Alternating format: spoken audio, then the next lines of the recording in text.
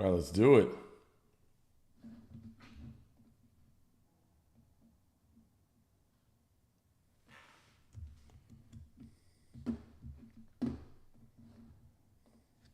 Hope y'all are doing well. Shout out where you're from. Happy 4th of July, baby.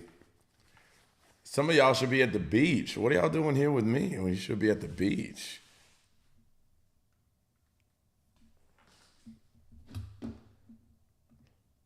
Now are y'all watching me from the beach? Hello, happy 4th of July on Skitty Bee. I don't even know what that is. Locust Grove, Georgia. There's no beach where I live. Well, you know what? We're going to give you beach vibes today, okay? Sending beach vibes. Happy 4th from Hawaii. Wow, you're all the way out in Hawaii. Let's do it. You already know what time it is. I'm Xavier, your dating and relationship coach, and I'm here to answer your questions, dating, relationship, all of that. And of course, you know, to get a one-on-one with me, you just send me a DM and we can get that started. About to go surfing. I love surfing. I just love the water. I could just be by the water and the seafood and I'm excited. It's not hard to please me. I have a question. Why do guys break up with girls and not always give them a reason? Because they don't want to, because it's several reasons, right? If a guy breaks up with you and he doesn't want to tell you, number one, it could be because he doesn't want to give you an opportunity to fight. Because if he tells you and you want to argue about it, then he's not going to want that. So not giving you a reason doesn't give you the opportunity to talk about it and to argue your point and your perspective. Number two, they don't want to hear how wrong they are. If they are wrong, they kind of want to make you the villain in that case. So in order to do that successfully, they have to not, talk to you about it because they don't want to be called out. And sometimes they just don't care, right? Sometimes they just don't care to hear your reasoning or to give you an opportunity to talk about it. And sometimes it's just something bad. Sometimes they have a bad reason why they're moving on that they know is going to be kind of fishy, so they don't want to have to discuss that. But all the above reasons, in my opinion, are either they're scared to or they're childish and they are a coward. So none of it shows that they are a confident, man that wants to give them a reason to fully, understand. So, but honestly, here's how I look at it. If you can't give me a reason why you're doing this, like if you can't be fully honest with me about why you don't want to work this out or what's going on, then I feel like there's no room for you in my life anymore. Right? Like you just lost place in my life, period. Like we could be, friends. We could be cool. We might even have connections that we can help each other out with. Just because we didn't work out in a relationship doesn't mean we have to hate each other.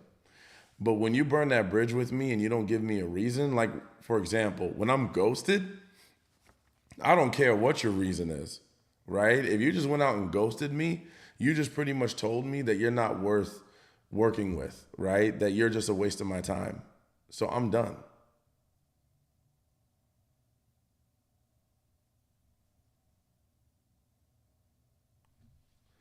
How do I let go of my narcissist ex that left me out of nowhere? Um, well, you might need help, right? In that case, you can go ahead and click on the link in the bio or send me a DM to get help because sometimes these things are hard to get through on your own, right? You might need, to undo because when narcissists get you attached, hold on, my brightness is down. When narcissists try to get you attached, it's not a normal attachment. Sometimes it's like a trauma bond or it's a manipulation attachment, it's a toxic attachment.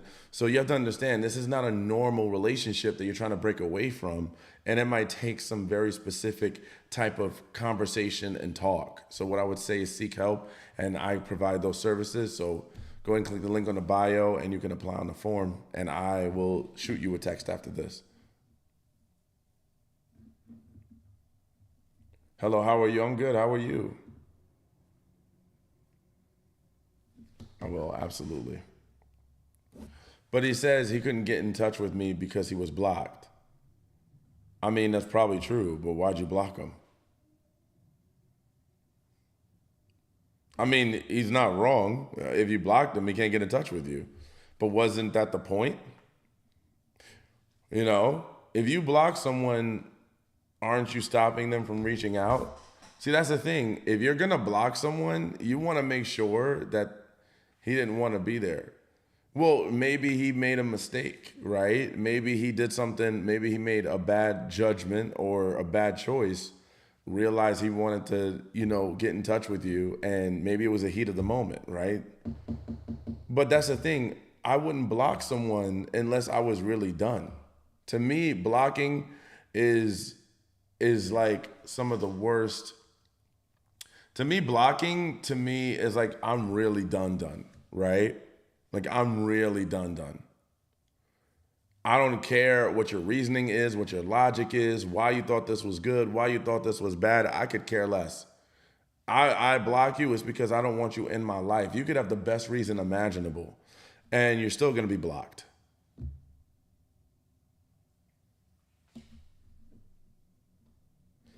Do men do nice things for you, like handyman stuff, because they like you? Does it necessarily mean they like you when they do things for you?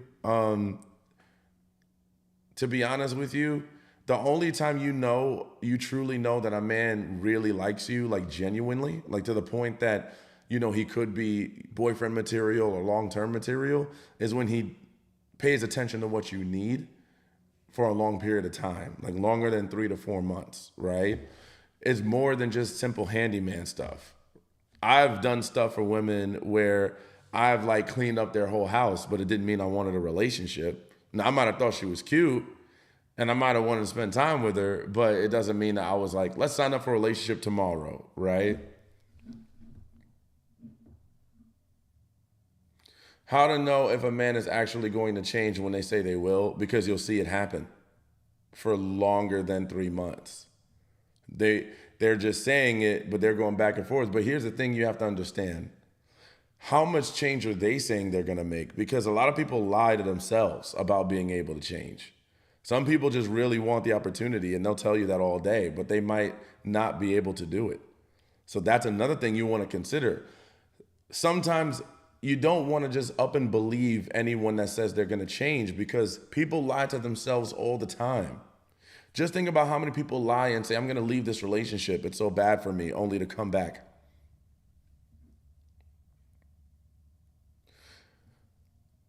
Together for over a year, he is not changing anything. Does he not want anything more? Well, it's been over a year, girl. What do you think? It's been over a year, and this dude has been perfectly okay with this.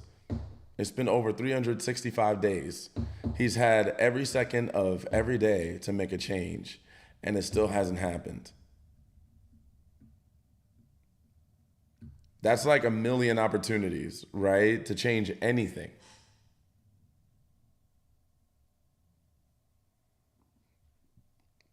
Thank you so much, Rocks and Radness. For those of you that are on TikTok that you haven't had a chance to work with me yet, me and Rocks and Radness have worked together one time, and I appreciate all the feedback that I've been getting from her.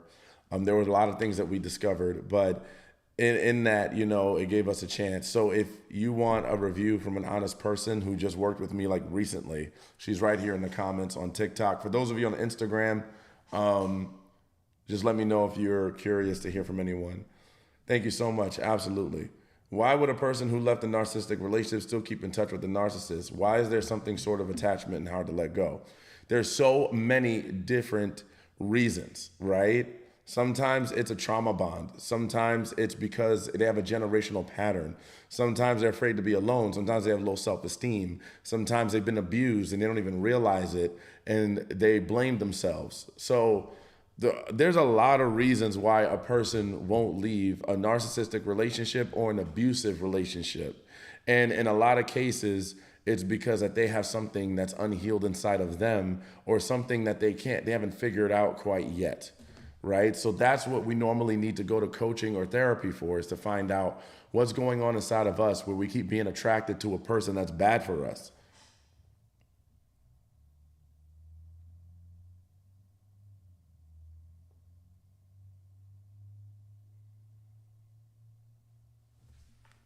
He's been absent throughout my entire pregnancy, but wants to come back.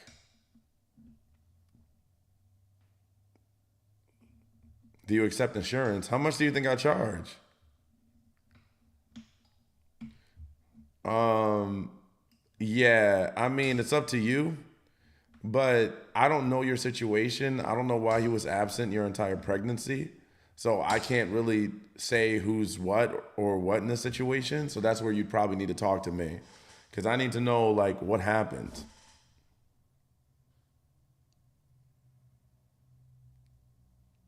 Oh, you didn't want him in the delivery room. Yeah, you'll need to talk to me because this is a lot to discuss. He's never apologized for anything. I've sent paragraphs begging. Well, that's the first problem is you sent paragraphs begging. Why are you doing that? All that does is make him feel like he's in the right. You shouldn't have to ask for someone to apologize. You shouldn't have to ask for someone to treat you right. That should be their job, right? That should be their number one goal, is to treat you as great as possible. If you have to ask for it, then that's a bad situation.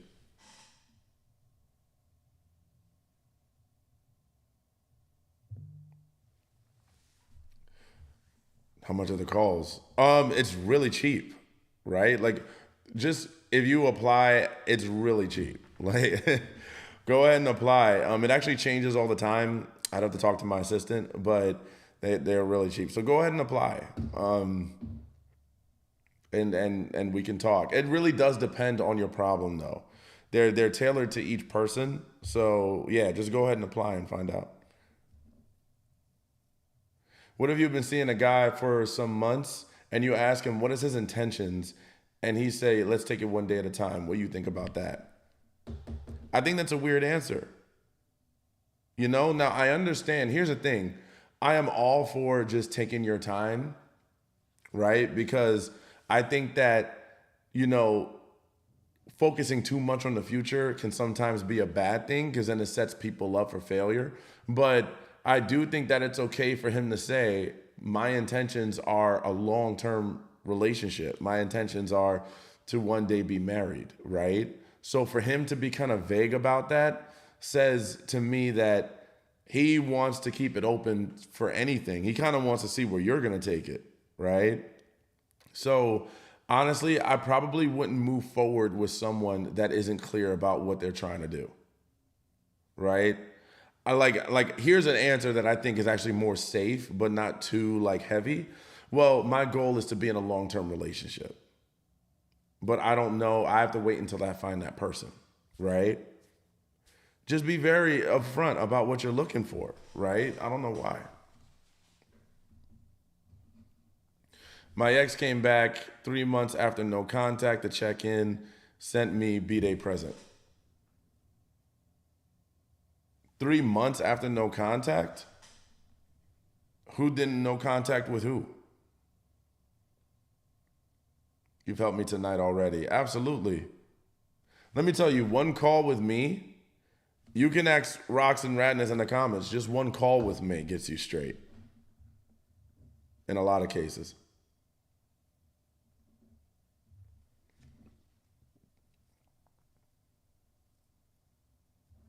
Yeah, honestly, I wouldn't see him again.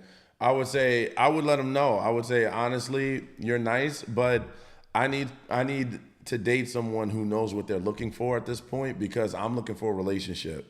So if that's not something that you're looking for moving towards, then that's okay. I don't hate you, but I can't afford to waste my time if I don't have clarity on what you're looking for. So thank you, but maybe we should go our separate ways, you know? And I stood up for myself, and he tried writing me a letter package.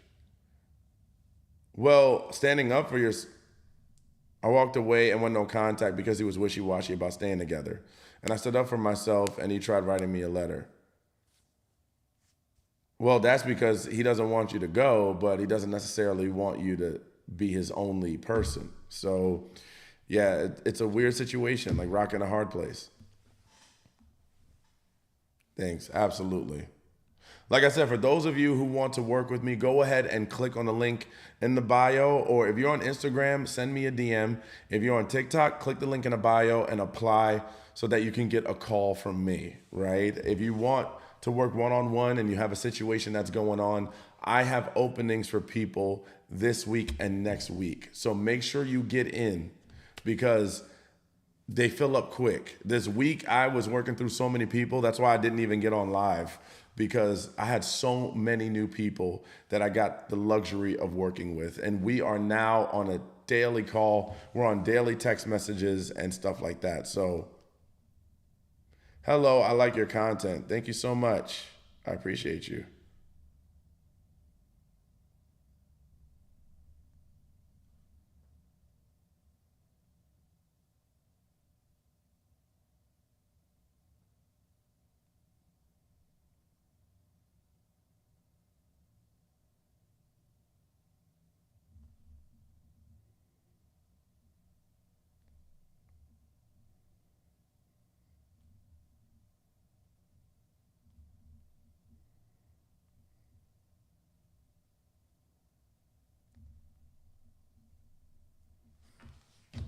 Let's keep going. Xavier is the king of coaches. Thank you so much. I appreciate that. Take a picture of that.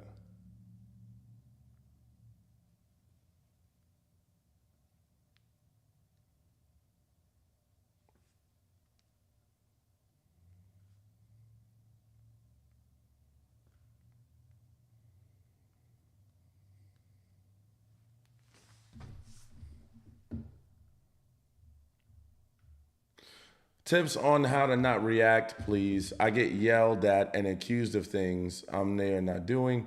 I want to defend myself. I'm having a hard time not yelling back. It's ugly. Well, you'll need help more than just this live, if I'm going to be honest with you. You have triggers, and you need to understand your triggers so that you're able to properly be better about this situation. So, for what I would say is number one, we need to learn your triggers and we need to understand why this is happening. So, you will need more than just a live call because I wouldn't want to just give you some random information because that's more personal, right? Everybody has different triggers, so you'd have to learn yours and learn how to manage them. What are your thoughts on going into a relationship with no future plans, context? Just had another relationship end and we both felt kind of directionless in life. I think you should not get into a relationship if you don't have a direction. I think honestly, relationships not now here's the thing, it depends on what you're looking for. If you are both looking for marriage and kids or the house, then you definitely want to make sure that when you get into the relationship, that's the agreed upon terms. Like we're both looking for a future together, right? You don't want to just, jump into it, right? Not having a direction. So I would say have a direction for yourself first and then talk about that. Make sure when you get with a person that they also are in alignment with that. I've been with this guy for 2 years now, and he does not always call me in the morning. Well, has it always been like that? Or is that new? Question: I've been talking and texting with a man for over 2 months, and our first meet, he wants it.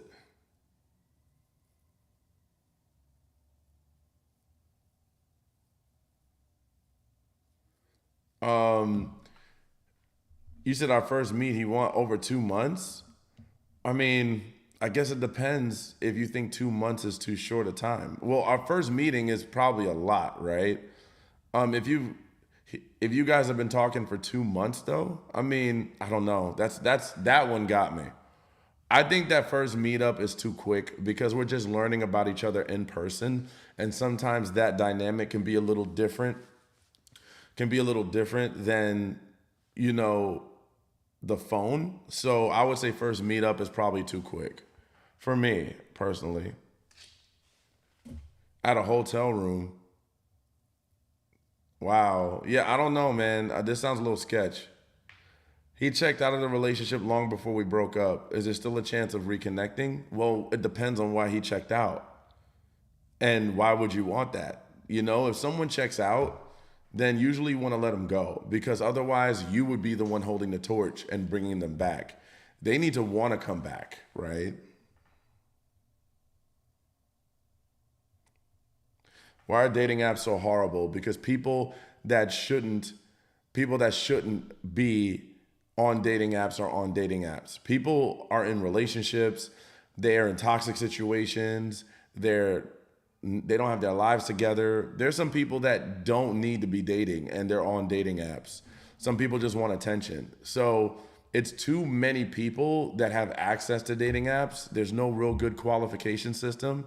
So they can just sit in their house and make up a whole bunch of stories and lies, and it's hard to like know, right? They get thinking time. If they're texting you through an app, they can go figure out what to say. They can consult with their friends, you know? So there's too much opportunity to lie about yourself on a dating app.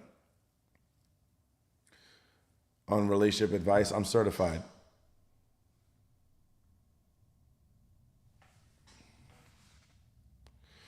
Why does he collecting my text messages with no replies?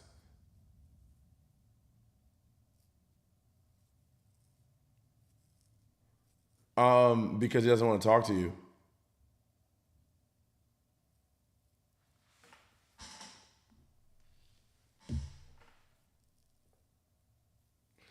Freed myself of manipulation, marriage. How do I protect my kids from it? That's gonna be a session too. That's gonna be a session. Yeah, you guys will have to apply to work with me. Happy Fourth, because some of these questions are way too hard. Like it's like, oh, how do I protect them from my kids? We need to find out what type of kids you have. What's their relationship like with him? I'd have to ask you 1,000 questions. I think you might want to apply to talk to me. So click the link in the bio if you're on TikTok, and we can talk through that. Is it appropriate to ask a random man for a number or something or for a coffee? I don't want to be pushy. Yeah, it is. Just ask once. I mean, think about it like you would talk to a girlfriend, right? If you meet a girl at, I don't know, a shoe store, girl, those shoes are cute. Oh, yeah, thank you. You like her vibe and you want to hang out. See, the way to think about, like, ladies, if you're going to approach guys and you find yourself having a little bit of anxiety, what you want to do is you want to approach the guy almost as if you're, how do I put this? Talking to anyone, right? Don't put pressure on yourself and say, oh, because I like him and I look at him through an attraction lens and a romantic lens. That's gonna psych you out. Just think of him as like a bro, right? Like, oh, it's just a guy. He's just a person. And then you can say you get to know him. You're not saying you want to date. You're not saying that you want to get in a relationship. You're just saying, hey, I'd like to get coffee with you and get to know you. You're attractive, you know? Do you think I'm attractive? Why not just block you? Why don't you block him? I've been single for 3 years. How do I start dating again? You take my dating course. I have a full dating course on how to date to make sure that you avoid manipulation and you get to the right person. So if that's what you want, then go ahead and send me um, your single mom too. Well, yes, absolutely. Then you will need my dating course.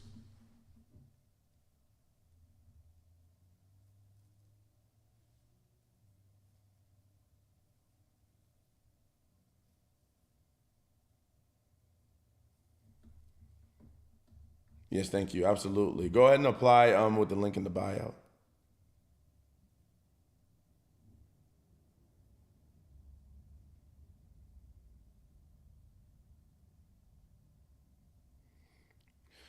Where can I sign up for the dating course? Link in the bio.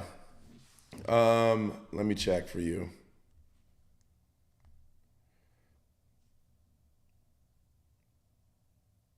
If you click the link and then it'll say exclusive group membership application at the top, go ahead and click that.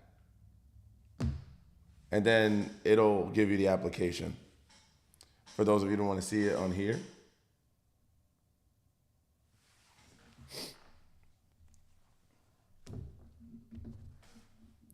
Where can I sign up? Exclusive group membership, link in bio.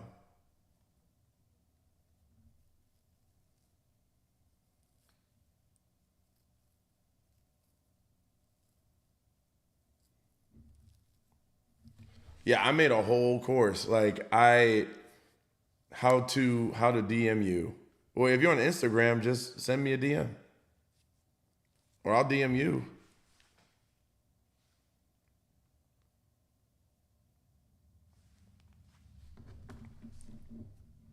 I'm about to give up on dating, tired of toxic relationships. Well, before you give up, make sure you work with me. What do you do when a man don't work or when he does get a job, he can't keep it? What?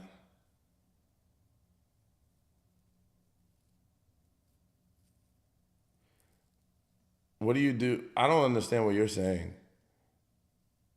What do you do when a man don't work or when he does get a job, he can't keep it?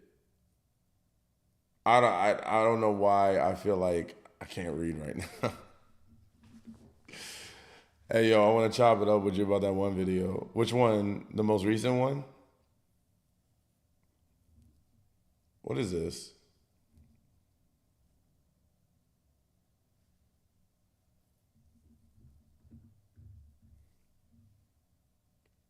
Can you type that again? I don't know why I feel like I can't read it.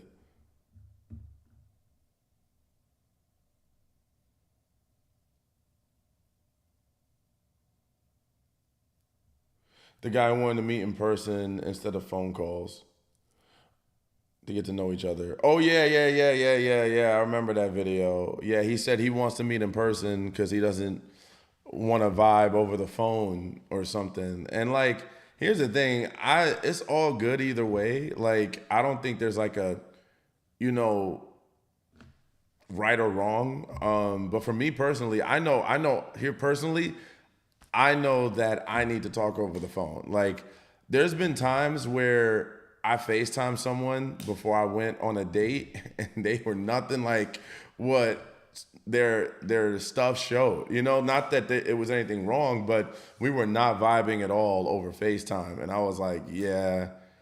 You know, if you don't FaceTime people because you don't know, right? Like what they're presenting, you could be catfish. But yeah, I don't think there's anything wrong with just going straight to a meetup either. But yeah, let me see. Why would a guy continue texting if he's long distance, but said he wants to be casual?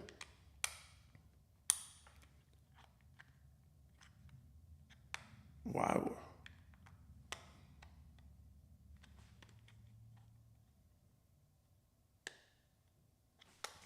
Hold on, let me see.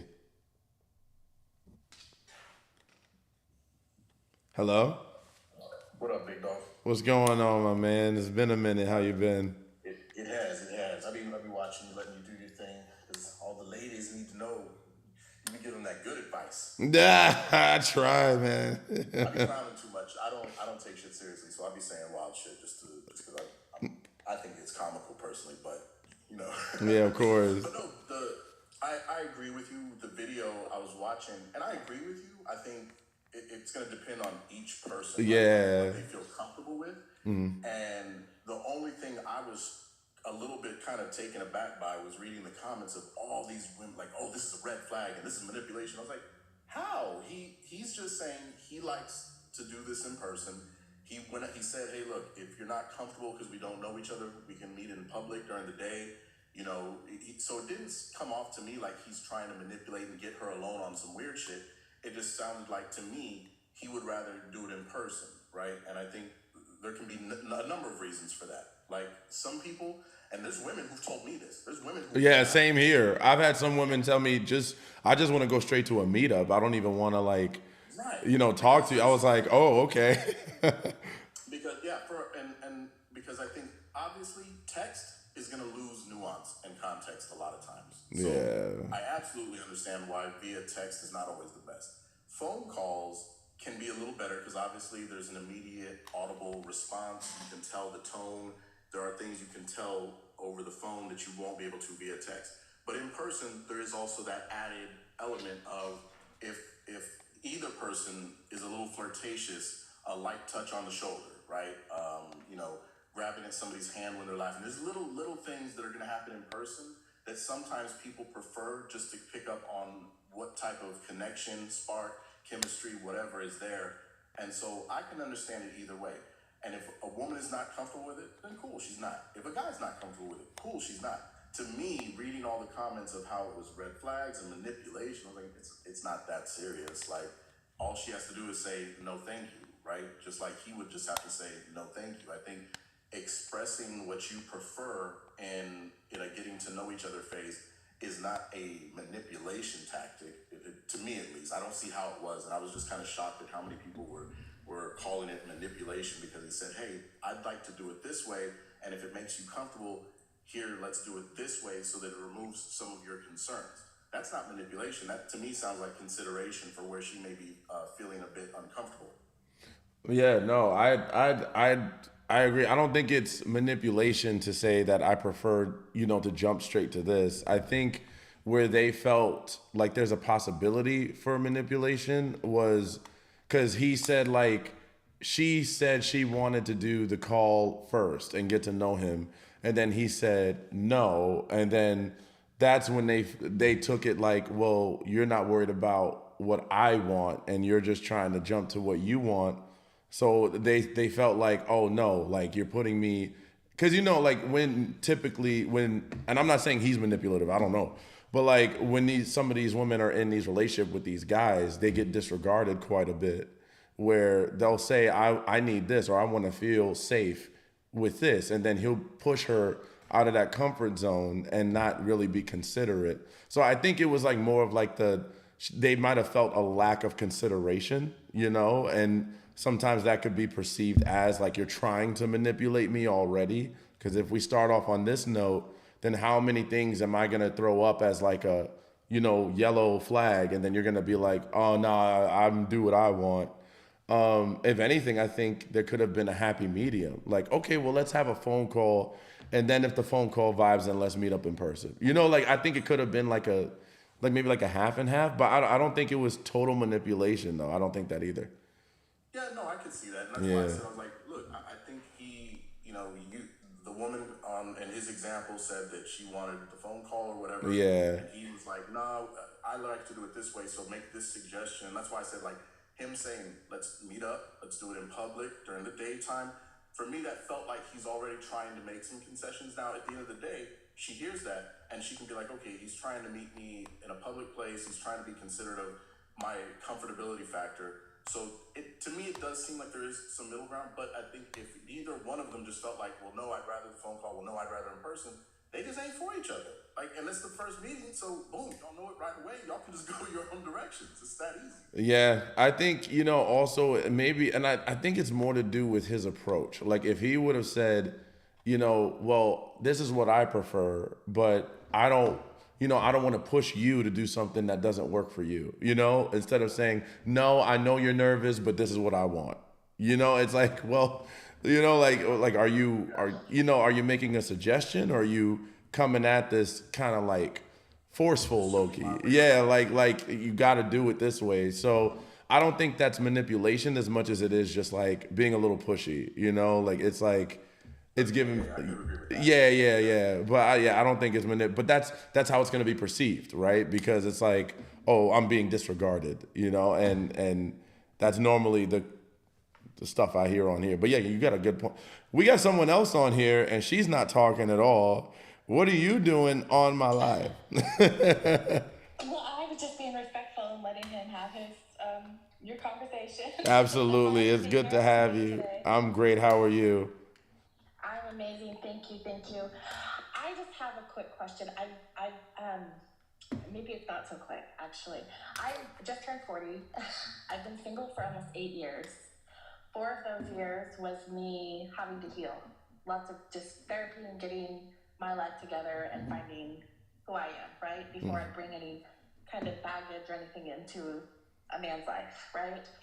So it was just me working on me. And then in the last 4 years since I've been dating, there has been nothing that's lasted more than like a month. And when I tell you that every single scenario except 2, I either got a call from their wife, fiance answering the phone. The longest one that was just a little over a month. I got his girlfriend got in contact with me, whom he was moving in with the next day. Found out that there was 5 other women, lied to me and was lying to the others, saying that he had sickle cell anemia, and that was his reason when on his downtime when he would say he was sick, and that's when he was hanging out with these other women, right? I don't know. I just don't know, like, what advice can you give in situations like those? Because it's not even getting to a point where I can go, hey, you know what, I'm just really not feeling this guy, or maybe we don't have the, we're just really not vibing. It's always like a bomb drop. Where are you meeting these guys? My man's was a professional. I'm sorry, I just have to say that was a professional liar. Like, yo. No, it was. It really was. He was. So mostly online, and sometimes Which I app? met a couple like at the grocery store, on Bumble, and it was Tinder then when I first started dating. Well, Tinder is the worst app ever. I learned later, yes. But see, I just moved across. I'm from Seattle. I just moved to Kansas City within the last 7 months. I don't have any friends here. No, I own my own business. I work from home. So I don't really have a social life. So maybe suggestions on where to go meet men. Well, you're in Kansas City, so how much activity is even out there? Because is it a little desolate? It is totally different vibes. See, that's the problem. If the population is lower and there's not as much activity, then people tend to be in with someone, right? Because there's not much else to do. But yeah, why did you go to Kansas City? To follow a ministry. That is since So you're in church. no longer running. Actually, you know what? It's crazy. Since I've been here to follow this ministry, I wanted to start a ministry myself, and started going to Bible college. And once I actually went through the Bible and read it, I started deconstructing and realizing that this is not for me anymore. Being a Christian 38 years of my life. So you're gonna stay in Kansas City? No, I am planning to leave. So then why date? Well, I date when I leave. I mean, I won't be going back to Seattle. Where are you gonna go? I'm thinking somewhere in Texas, either Houston or San Antonio. I don't think it'll be as rampant like what you're going through. Yeah, or what part of Texas are you in? I'm not gonna dox myself, but it's one of the cities she named. I'll just No, I'm trying to expose it. No, but yeah, I don't think that Texas you're gonna have that same outcome as much in Texas. I would say if you're in Kansas City and you're planning on leaving, to be honest, I wouldn't worry about if you want to date, but that could lead to a situation where the person might want you to stay, and then how are you going to manage that? Right. I have actually, I think in the beginning of my dating, I think maybe as a means of protection, I was choosing long distance type situations because I travel. Oh yeah, the long distance are some of the worst situations. Right, and I did find that. However, I don't think it's impossible, and I, because of my flexibility and my desire to just kind of see everything the world has to offer, I don't mind moving and relocating. So the problem with long distance though is that it's a higher risk. So yeah, it's still possible. There's still miracle stories, but with the abundance of social media and dating apps and so many options and people being all over the place nowadays, it makes it an even higher risk than it used to be. So you got to ask yourself if you want to take that risk, because there's a lot of, the opposite sex between where you are and that state.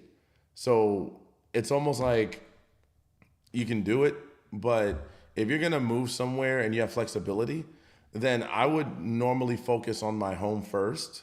And then if I have to meet someone outside, it really does depend on like where they're at in their life. And I hate to say it, I would go harder on knowing a lot about them if they're outside the state than when they're in the same state. Because this is a lot of investment and time. And if I'm going to go monogamous and cut off all my options here, then I need to know everything. I'm sorry. Like, you better tell me everything. I want to look you up. I want to know. But then it's like, why even go through that, right? Right. So, but here's what I could say. The more exposure, the better, right? And like not seeking, so for example, I found myself having more opportunities the more I just got outside. Right. I think that is what it's going to come down to. Because the online dating, I finally gave up on it because it's just so overwhelming. It's like everybody's like swipe right on us. It's everyone's a connection, and it gets overwhelming. How do you narrow it down from that? And then I'm getting to the point where I'm nitpicking their introductions, and anybody that says, hey, it's a no. Anybody, you know what I mean? Because how at that point am I narrowing it down? And it's just getting overwhelming. Yeah, no. And the thing about dating apps is that there's so many different kinds of people that shouldn't be on there. So then you have to weed those out. Then you've got catfishes. Then you've got people who just want to get in bed with you really quickly. So there's like, it's a lot, right? Someone asked me where outside. Honestly, there's so much opportunity. Like, me and my boy were in Walmart the other day, and him and a girl made a connection, and now they're hanging out. Right. Like just being outside is because Grocery stores are an underestimated resource, because you can tell a lot of times if you're in, look, I'm not gonna lie, you're being a little bit nosy, but at the same time, you're in the grocery store. But if you peep the type of cart and what's in the cart, that tells you whether or not that man is married already, right? that's, I didn't even think of that. That's a good point. That's a good point for sure. Yeah. I keep things like because I've met men at the gas station, and I keep things like I'm not somebody, I feel like in today's standards, and I'm not speaking for any woman in here, I'm speaking from the feedback that I have gotten from men, is that the women that they have dated have an expectation as far as, the amount of money they want to spend on them and things like that. That's not me. That does not flatter me. You are not going to pull out my chair and impress me. Like, I feel like a lot of these men, dating a healed woman is different. And I will hold you accountable. I do expect integrity. I do expect these things. I look for these first and foremost rather than what you're going to do for me. Do you understand? Like, I don't need your money. I don't, I would love to build with you, but I don't need that. I don't want that. That's not I take myself out to fancy dinners and all of that type of stuff. But I feel like they would rather go be a hero to a broken woman, be able to pull out their chair and then be a hero than deal with a healed woman who is going to hold them accountable. Well, I think that there's so many variables to consider, because if they are the type of guy that is projecting their past experiences onto a new woman, then that should already cancel them.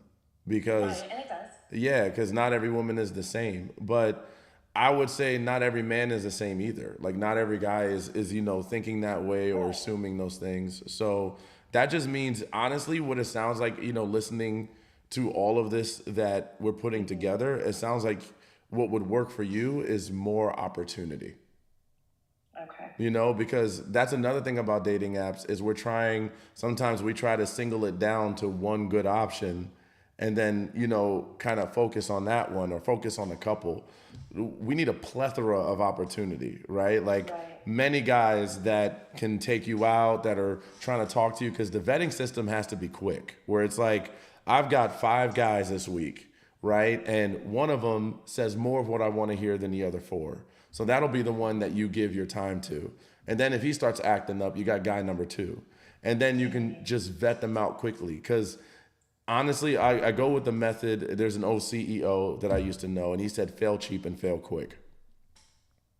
And that'll keep you from getting, because honestly, their mindset shouldn't even be a part of your, thought process. Like they shouldn't even have that amount of access to your mind where they're saying things and it actually resonates with you, because they don't matter until they give you a certain amount of effort. Okay, that makes sense. Yeah, I got you. That makes complete sense.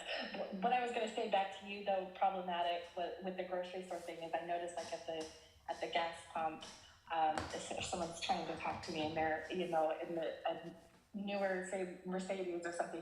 When you put $9.62 in your newer Mercedes, it just kind of tells me something. You know what I mean? Is it because you can't afford to fill it up? Is it because you spent all your money on it? So there's definitely those little things, but now I'm gonna start looking in the grocery cart. That was great. How do I take because I am not actively dating. I took myself off all the platforms. I haven't actively dated for probably since I moved here.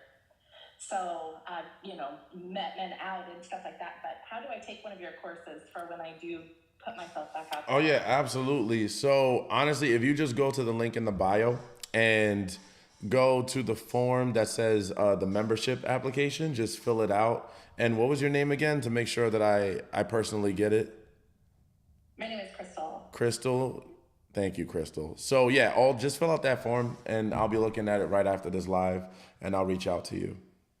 Awesome. I appreciate it. Thank you so much, Xavier. Absolutely. Thank you for your time, Crystal. All right. Bye-bye. Bye. Hey, so I had a quick question. Yeah. Hey. Following you for a long time. Love your commentary every day, all day. Thank you. So I'm married. My husband and I work together on a very successful business, have 2 children. And my husband emotionally cheated with my assistant about 9 years ago, right after we had our second child. Okay. And I had no choice to get through it financially and with new kids and things. And I'm still feeling resentment and anger. That's understandable. How long have you been married again? 20 years. Has he ever cheated on you before? No, and it wasn't a physical cheating, but actually the emotional cheating. Sometimes I feel like that's worse. I feel like that was worse. Yeah, because you have to really invest time and effort and energy. A physical cheating is like a moment, right? But not saying either is better. Like both suck, but sometimes I could feel like that could feel a little bit like more of an impact. Did he say why he cheated? No, he really won't talk about it. And again, it's been like 9 years from now. But I go to therapy and I'm really trying to work on myself.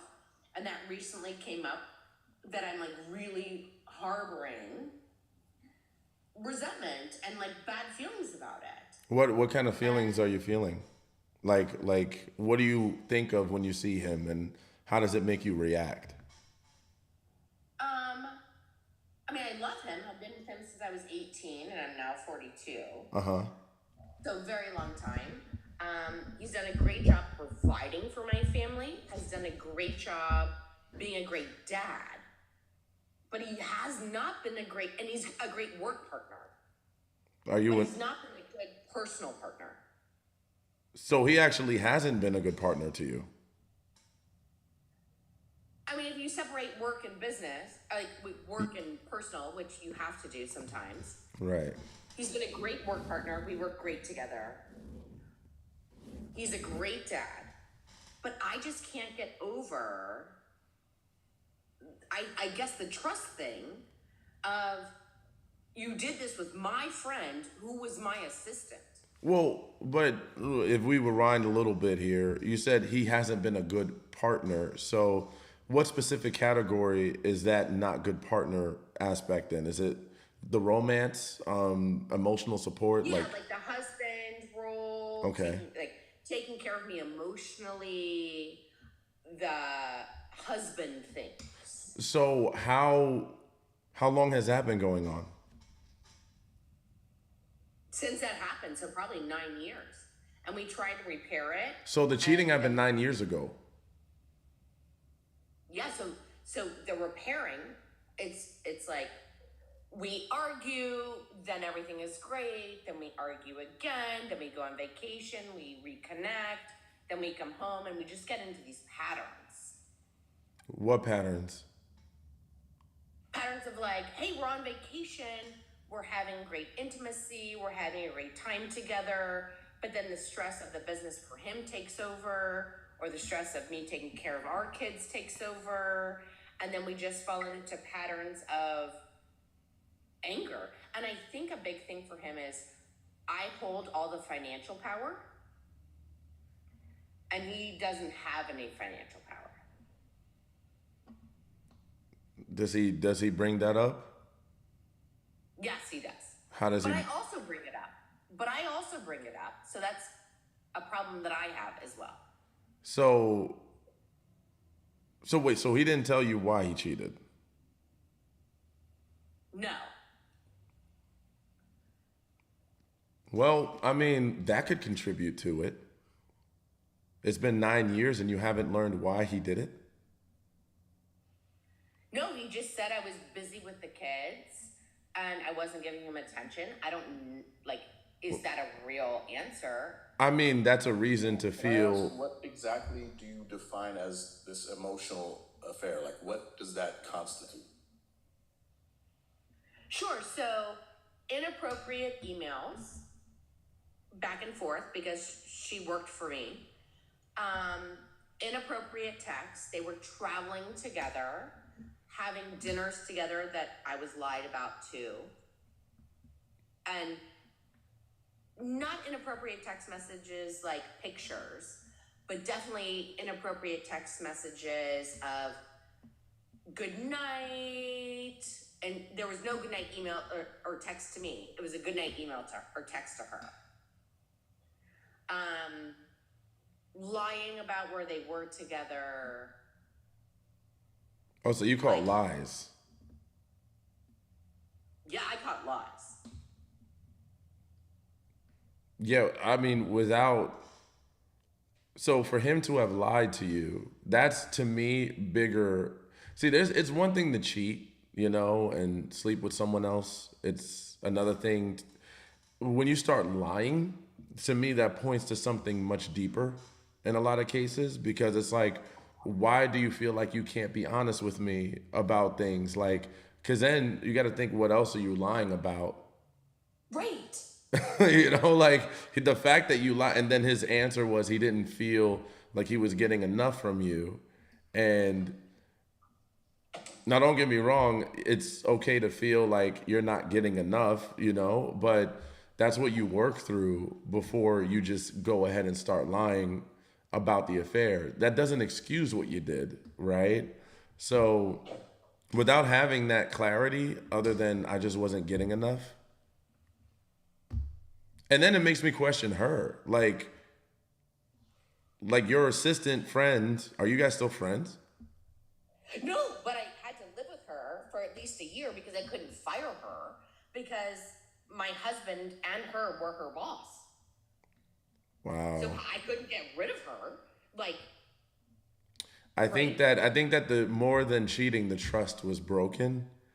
And because you didn't get your emotions truly resolved about the matter, like you haven't gotten, some real answers on what carried such a big task out for him. Because he had several, probably, if he was doing this under your nose, he's probably had days, if not weeks or months of this activity that he was constantly lying about, and had an excuse in his mind that justified his behavior.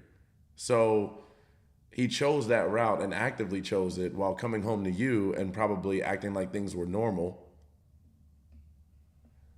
Did during that time, were you guys not talking, or did he come home and say, I love you, and still be the husband? Everything was totally fine.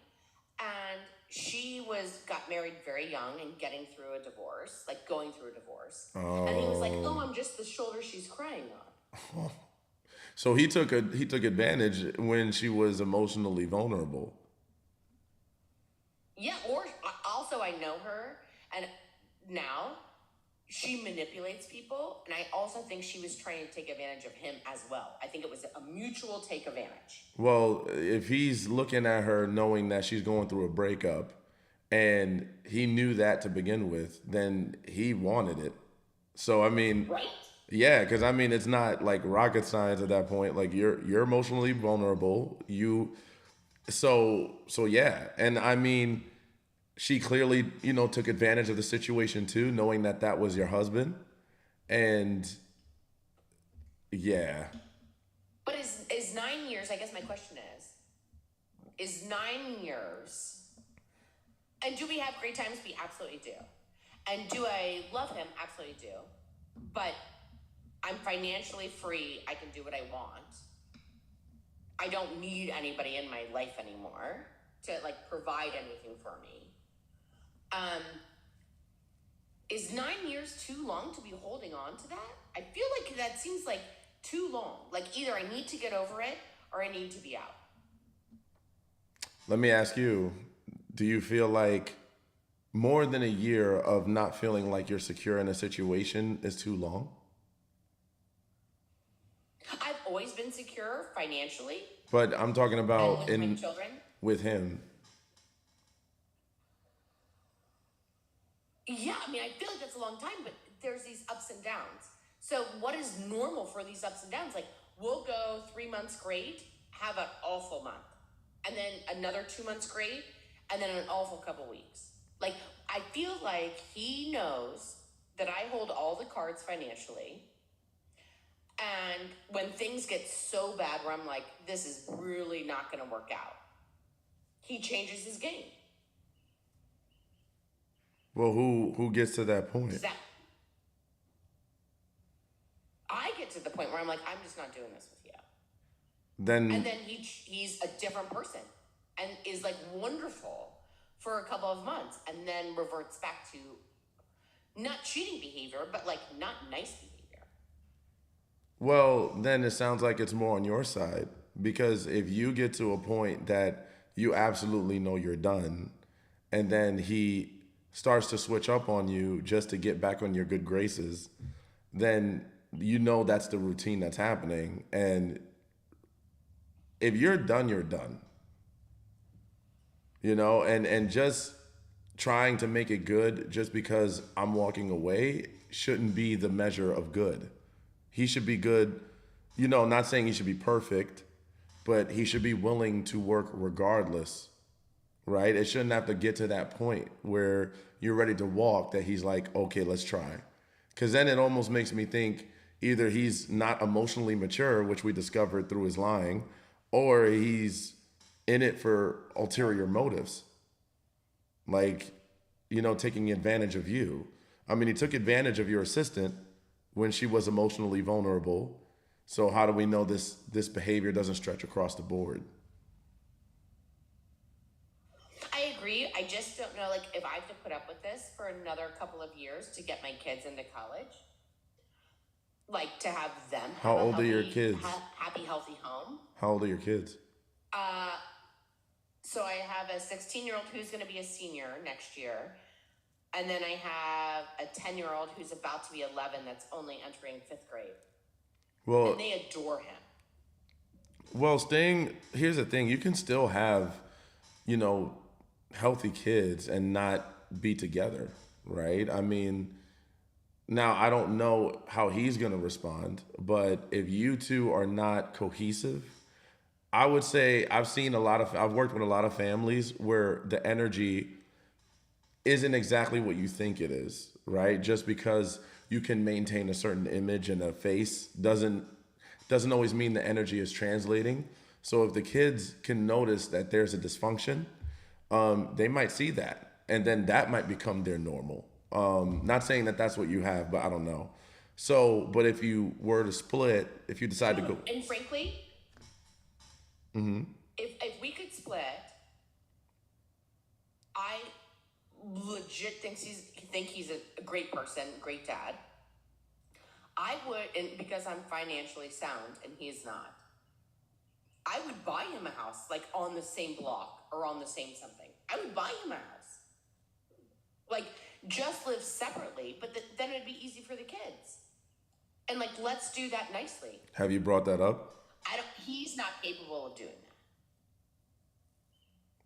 Right? Like, I'd be fine if he lived next to I'm me. gonna be honest, like And the kids listening to you, it almost sounds like, and I'm gonna be honest with you, it sounds like you almost don't think that highly of him, because you'll say he's incapable, he's not doing this, I'm the one who's got the cards, he doesn't, he's not doing it. It's almost like you kind of don't look at him in a high regard listening to you talk about him. Like, it's almost like you don't see him as a quality adult who's able to take care of himself. No, I don't think he could take care of. I mean, mentally, he's very smart and could go get another job. I think the issue is I own all the businesses. So financially, I have control. So do you? But he's the one running the businesses, and he's great at running the businesses. Okay. Does that make sense? It does. And I think I'm listening to the rhythm that you're speaking. I mean, problematic. What do you think? Is he still here? Yeah, I'm here. I was gonna say a couple things because I've been listening. It sounds like her mind is honestly made up. I think she's actually trying to convince herself to stay. I think she wants to leave. It sounds to me like she's rationalizing staying as opposed to the opposite. So I would agree. It doesn't sound like she holds him in very high regard. I would say that the reason y'all keep fighting could be a couple of those reasons. One, your resentment that you've mentioned comes out. Two, you hold these other feelings about him that, you don't think he's capable of doing this. You don't think he's a good partner. So it sounds like you're harboring a lot of negative feelings that may be the reason for those arguments. Now, not that he obviously didn't contribute back with his original, infidelity, but it's time that y'all either get some sort of counseling together, not you independently, but together, if y'all are going to work it out.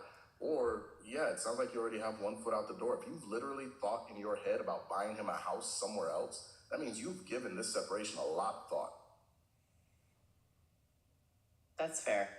And we did try to do counseling. I'm in counseling myself that I do weekly.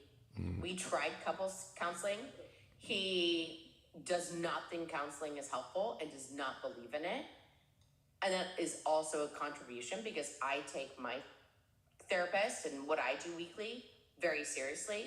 And the fact that he doesn't believe in that, or even willing to, like, when we were in couples therapy, he was like, this is insane. Why are we doing this? Well, I'll be honest. No, there's two things, right? Number one, I personally couldn't be with someone who didn't believe in counseling as a couple, because that means that we're left to our own opinions and point of views, which are colored by our own perspective and experiences. We don't have an objective opinion, and that's not going to work long term, especially if we're not seeing eye to eye. So that's number one. And number two, if you say things like, staying for the kids or, staying for these reasons, but when you look at the one emotional aspect of the partnership and you don't see that as being a positive, that's another sign that, or an indicator that this is not for you. But his lack of effort with the whole counseling thing, that tells me everything I need to know right there. I'm like, Right. What are we supposed to do? Just sit here and look at each other? Like, how do we get this right? Right, he was like, we can work it out ourselves. I was like, No, we can't tried that and you cheated. Like, no. Like, we can't do it. Yeah, nah, he's not compromising. And that right there, that's a big one. Yeah, I would agree. If he was willing to go, because, I mean, and I don't think he even realizes that it's not only a benefit for him because he would get the help he needs, but that it might help you resolve the ill feelings that you still hold about his indiscretions 9 years ago. So it could help both of y'all. And if he can't see that, then I'm in. You know what I think? I think he don't want to face it because he knows. He doesn't want to hear it. He doesn't want to hear how bad he was, or like why he did what he did and how that affects her and how he needs to make up for it. See, he can't, like, you put him in front of someone that's a professional, they're going to call him out all the way. And right now, without being called out, he's able to kind of manage the situation the way he wants to without someone giving him, stuff he doesn't want to do. So that's what I don't know, but sometimes the guys don't, especially those types, they don't want to be called out. Yeah, because if I was with somebody who's holding, negative feelings about I would be at the counselor. I would be like, I yes. want to ask him, let's go, because we got to heal from this if we're going to move forward. Exactly. So if you don't want to, I agree. Yeah, that's it. That's a wrap. Because what are we doing? Like, yeah. I think honestly, he's just holding on to me for financial reasons. I mean, it wouldn't be crazy to think that. I mean, the comments have been saying that for the last 10 minutes. Like, I own the house, I own the cars, I own the businesses, I own the things. Well, And yeah. I think when he gets to a point where it's like, okay, I'm not really doing this with you, he fears that Leslie. I'm really going to do it. And then where is he going to be? Well, I'll tell you what. And I just don't have the courage. You don't have the what?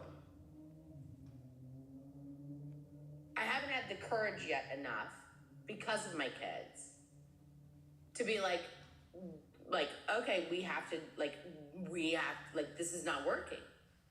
Well, I think maybe, that's something to consider, right? Is it worth being in a loveless or because what's going to happen is over time, you're going to start to feel there's going to be repercussions for that. Like when you're in a situation that you're trying to receive love and this person isn't making you feel secure and you're harboring resentment, it's going to build up over time. It could potentially make you more like hypervigilant, give you anxiety. It can make you depressed because you're going to constantly have these ruminating thoughts about situations. And like you said, right, you guys will be good for a while, which is almost like a Band-Aid approach.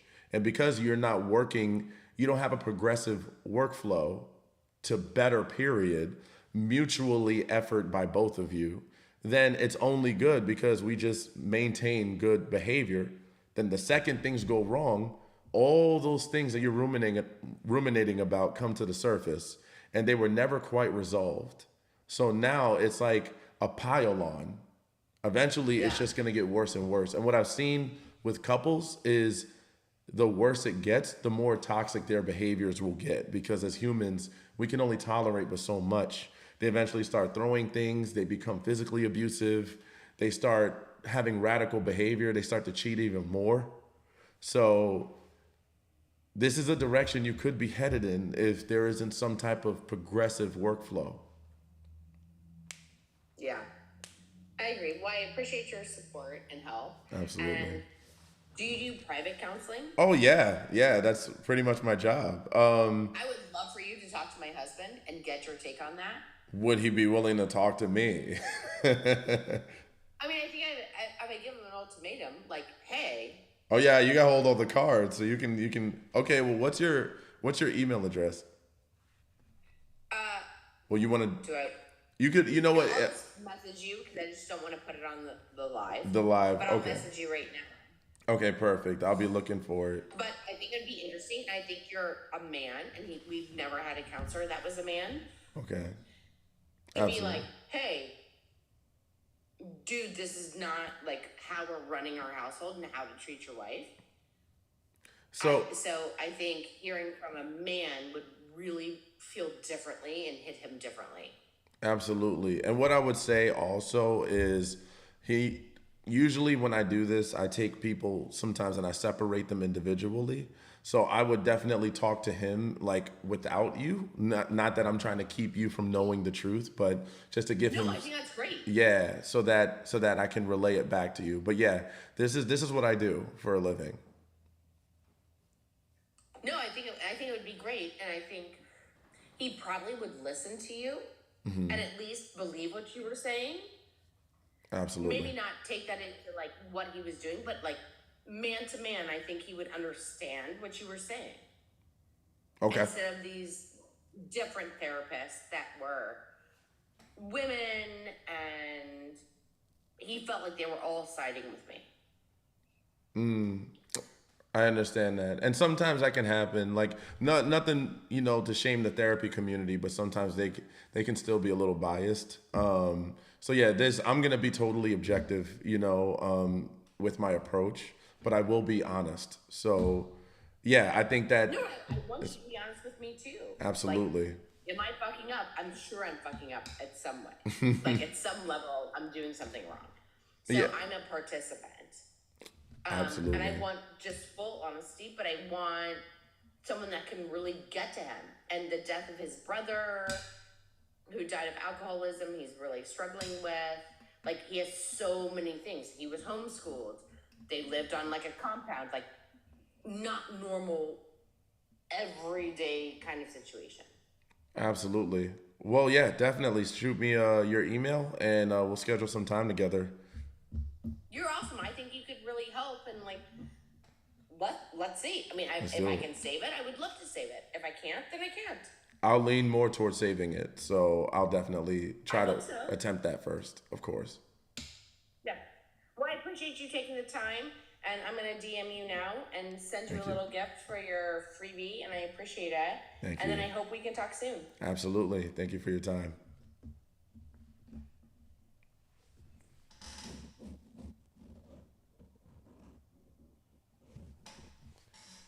All right, let's see what else we got. Says my therapist made it worse in my situation because she was intimidated by the ex. Sheesh. What? Oh man, that is interesting. I've seen that sometimes. I've seen that with like therapists too, where sometimes they no, here's what I've seen some therapists do that was like not good is they would believe the person, like 100% without, trying to dig a little deeper. She said some therapists are frauds. Yeah, I absolutely agree with that. And I say that also knowing some amazing therapists, right? I know some that are legit that are not trying to fraud you. But yeah, some of them, I think they just read the book and get the degree and they don't take their job seriously. So you got to be careful.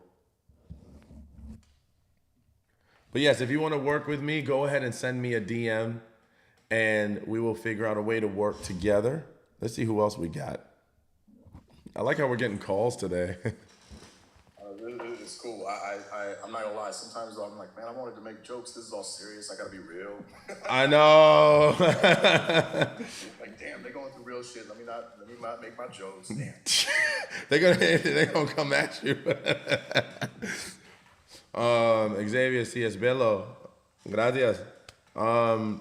Props on you, Xavier. Listening to women which are trying to gaslight themselves is way tough. Well, I've been doing it for years. Hey, how you doing, girl? What brings you to the live? Oh, I canceled. You- I didn't mean to hit the request button. Oh, you didn't mean to call me? No, I'm sorry. Oh, I'm my- just watching you. I'm watching you at the park right now. No, you're fine. We'll keep on watching because I'm sure we got more coming up. Good to have you. Bye. Bye. Oh man, do you still have your golden doodle? Yeah, she won't leave. She's right. She's not a golden doodle. She's a cockapoo. Oh great. Now she's gonna go to sleep. So I need the advice being with. So I don't have live on. Just send a DM. Okay, let me check. I don't have. You can't call me through Instagram because it's weird. Because I'm on Ecamm. Okay, got you. Got y'all. Yes. Like to set up a visit. Absolutely. Okay, I got you in there. And I will definitely message you right after I'm done with this live, which should be soon. So, any more questions? Any more dating and relationship questions? I gotta show her to the camera for the MacBook. No kissing on the mouth, girl.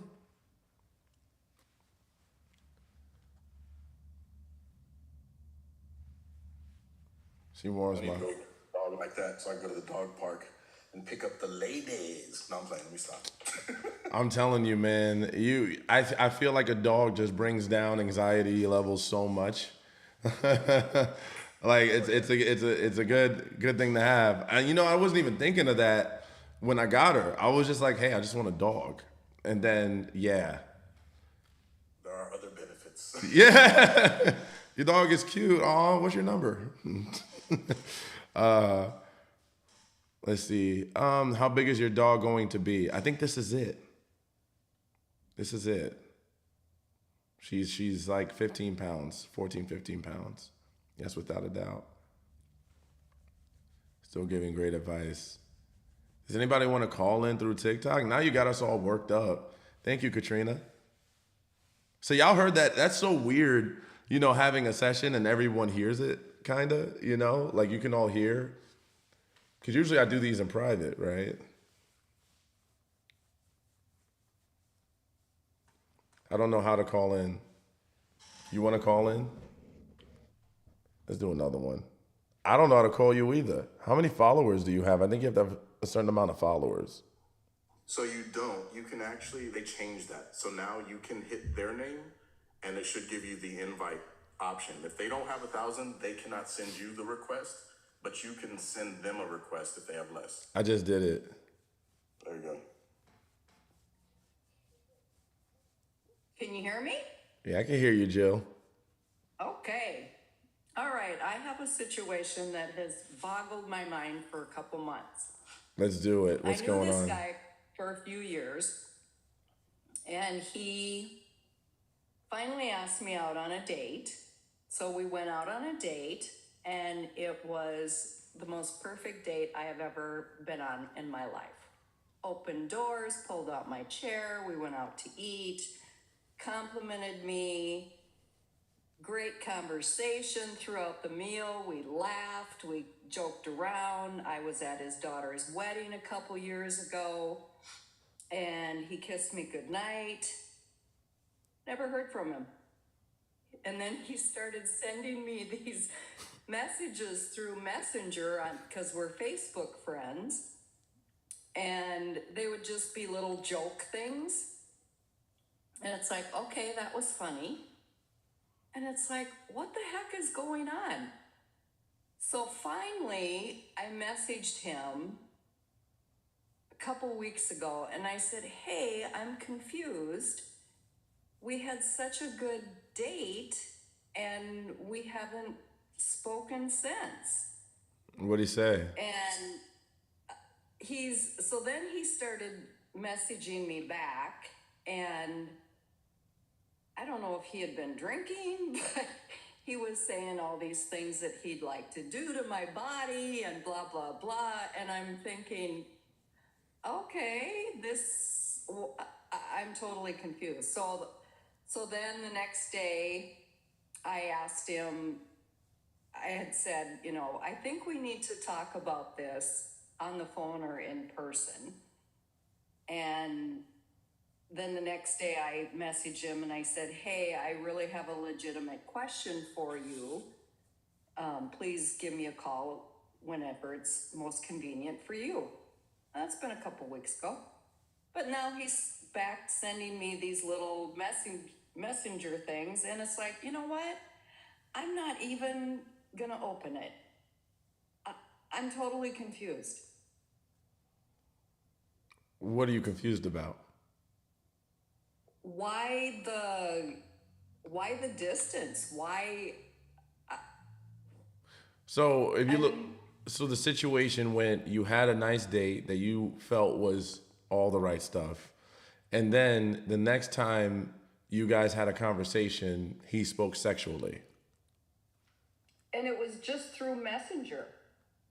We had not spoken on the phone or seen each other since the middle of April when we had that fantastic date. And he agreed it was fantastic. Well, how long after the date was it until you guys spoke again? We haven't spoken. But I mean on Messenger. Like when did he send you a message on a couple Messenger? weeks ago when I messaged him and said, hey, I'm confused. Wait, when was the date? The middle of April. It's been months Yeah. that he wasn't interested.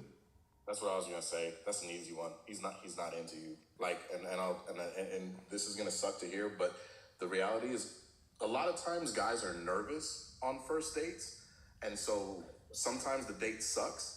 But if he realizes pretty quickly he's not really into you, his guard comes down and he's free to be himself. So the date seems like it's going well. So But true. he's just not into it because his guard's down. So he's just like, it's whatever, right? So he's not nervous.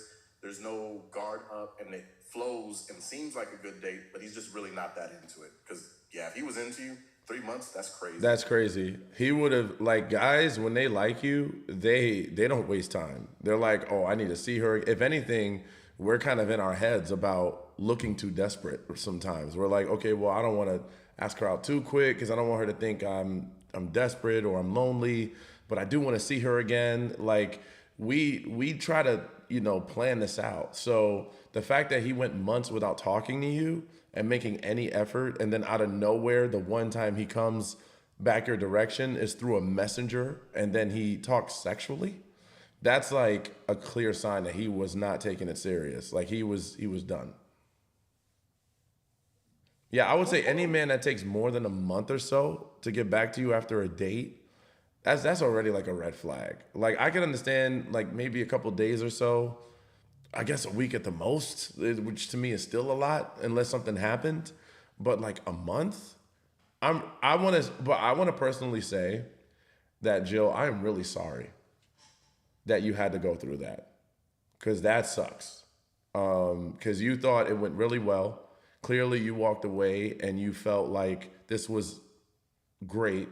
And then he turned around and ghosted you and then came at you with some physical stuff and kind of like devalued the situation. And I'm sorry that you had to go through that. Yeah, he has a very unusual job. And I thought, well, it is his busy season, and Yeah, but he has his phone on him. Like all of us have our phone. That's why they invented cell phones, so that we can communicate. He could have easily sent a text or a call or sent a message. He could have done anything. Yeah, Right. we ain't that busy. I promise. We're not that busy. yeah.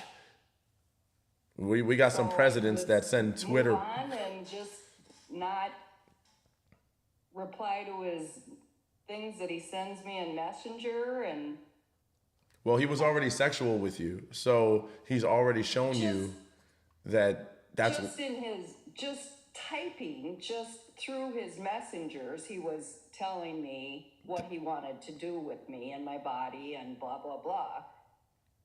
So I mean, we had a good night kiss, but that was Does that that- was it. It's kind of like he's kind of throwing shit to the wall and see what sticks, right? Like, he's not that invested. He's like, if she's DTF, then she's DTF, but I'm not gonna put a lot of effort into it. That's kind of where he's going with it. So, Jill, let me ask you a question. Whether he did it through Messenger or a phone call, does that excuse it? No, Are you looking for a sexual relationship?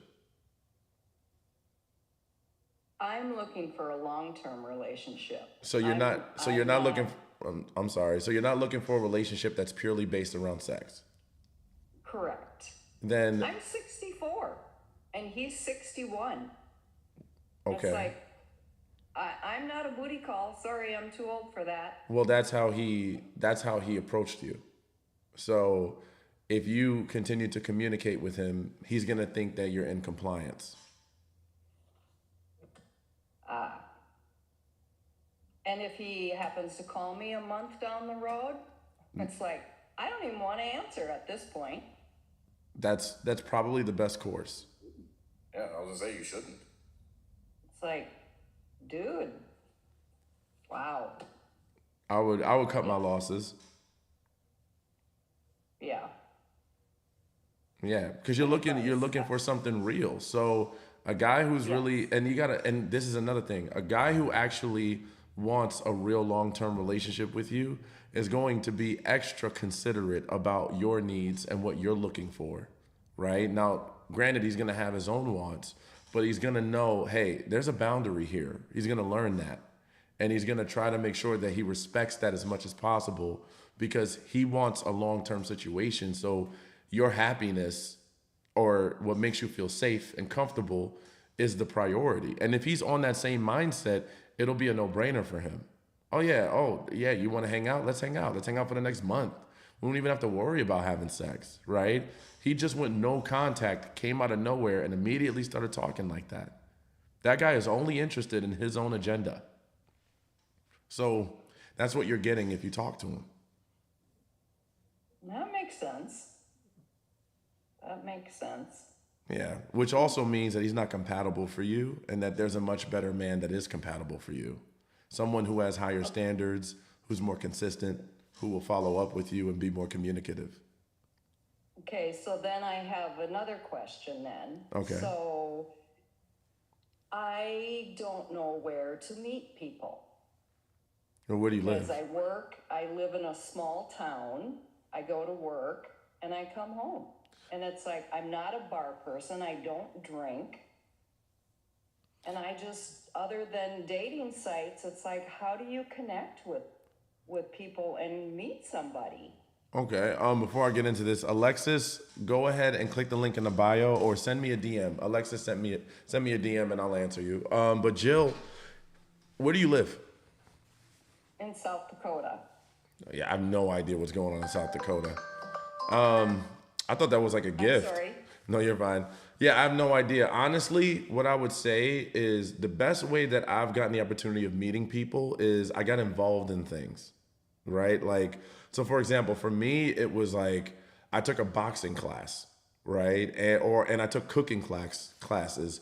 I got involved in other things that, you know, I found to be interesting. I wanted to learn a new skill. I wanted to learn how to, you know, do certain things and meet up groups. And that's what, you know, allowed me to meet other people who shared like-minded, you know, energy. And it wasn't, because the problem with bars is it's sometimes a little bit sleazy.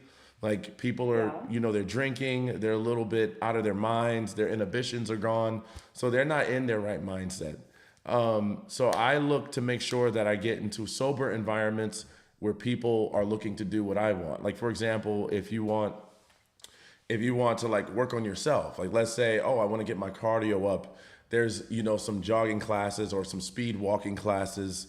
There's stuff where we can go out together. There's events, right? So I would get involved in what's ever going on locally in your town, because I can almost promise there are people that are doing things, that are getting up and they're getting out of their house, even if it's a walk in a park, right? I've had groups like that who are like, oh, we're just a group that likes to walk in parks and just likes to see nature, right? So things like that have always led me to more people who let me meet more people, right? And just getting out is gonna be, I hate because I know a lot of people don't like to get out the house, but that's one of the best ways that I found to meet people and you know, mingle. Okay. Yes. Yeah, that would be, yeah, that makes sense. Absolutely, Jill. So, And get some more options. This one guy shouldn't have had your attention for more than a month and you only had one date with him, right? A guy shouldn't have that much invested into your mind unless he does more.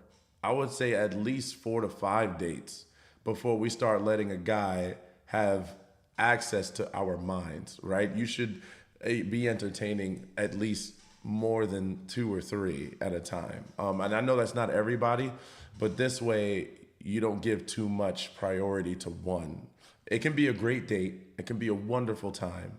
But until a guy shows you consistent effort for more than 2 to 3 months, he shouldn't be a part of your thought process. He can be a good time, but no more than that. Don't give him more levels in your life. That's how I look at it. gotcha. Yeah, you're too important for maybe that. I had blinders on because that's the first date I've been on in over 3 years. Well, we need to get you on more. You got to get out there. Yeah. Yeah, and that's what my block is. It's like, how do I meet people? I mean, I ride horse. Well, you know, there's not too many guys that ride horse, so yeah. Might have to spread out your horizons a little bit. Maybe I'll have to join a gym. Right. Or there's meetup.com, I think is a good place. Cause that usually has things that you might be interested in, and people who are doing it, you can see who's going and you know what group they're in, and if you want a certain age range, they even, you know, categorize it by that as well. And not saying that you have to like commit to any single one more than the other, but it's just, it gives you more options because you never know where those people are going to lead you to. You might meet new people and then they're like, hey, we're going to this event. Then before you know it, you have a circle. So becoming more social, I feel like humans are like pack animals. Like we need to sometimes, you know, mingle with more people to get more out of life. So I think that's an opportunity. Plus, it'll fill up. Not only will it help you potentially with dating, but it'll fill up the social battery, right? Because then you'll have that company, right, and that companionship through other people who may be in a similar mindset to you. So then, you know, even if a date goes bad, you still have somewhere else to go to where other people want to spend time with you. So in case you're going home and sitting in silence, you won't have to sit in that solitude with your thoughts. So you'll have too many distractions, which is, in my opinion, a healthy thing. Yeah, I mean, I do have a close circle of friends, but they're all married. Oh yeah, then you got to get out. Like most of my So friends, they have husbands Yeah. and, you know, grandkids, and I don't.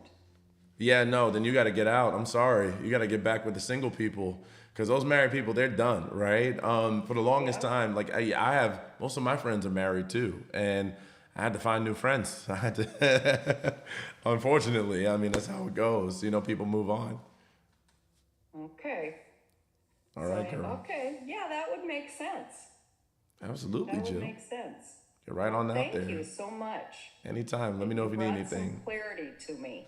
That's what I'm here for. I want you to win. All right, thank you, Xavier. Absolutely. I'll talk to you later, Joe. Thank you. All right, bye. Bye. Well, that was fun. Yeah, she seems really sweet.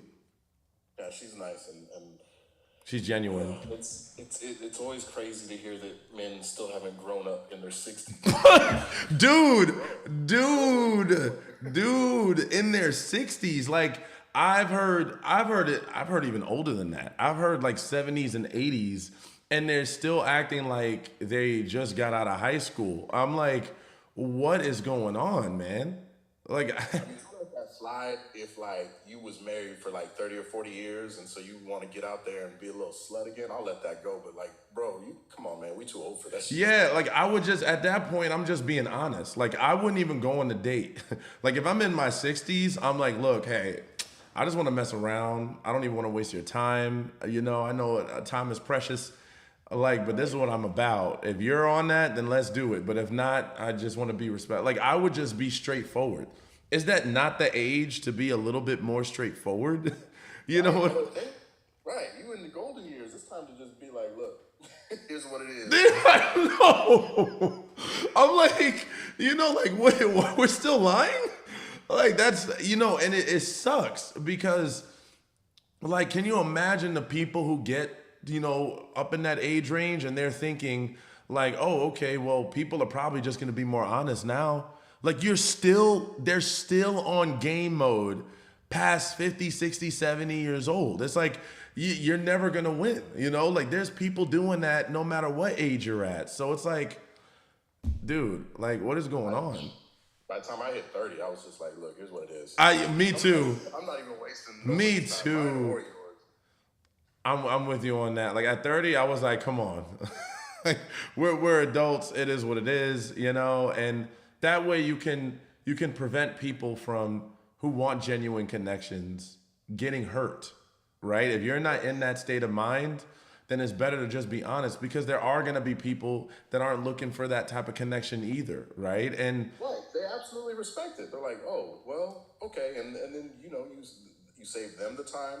They know what it is, and you either get what you want or you're able to look for somebody who is matching that energy, and you save yourself the wasted time of going out on 4, 5, 6, 7, 8 dates just for them to be like, oh, you playing games, I don't want you. And you're like, damn, I just wasted 2 months dating you.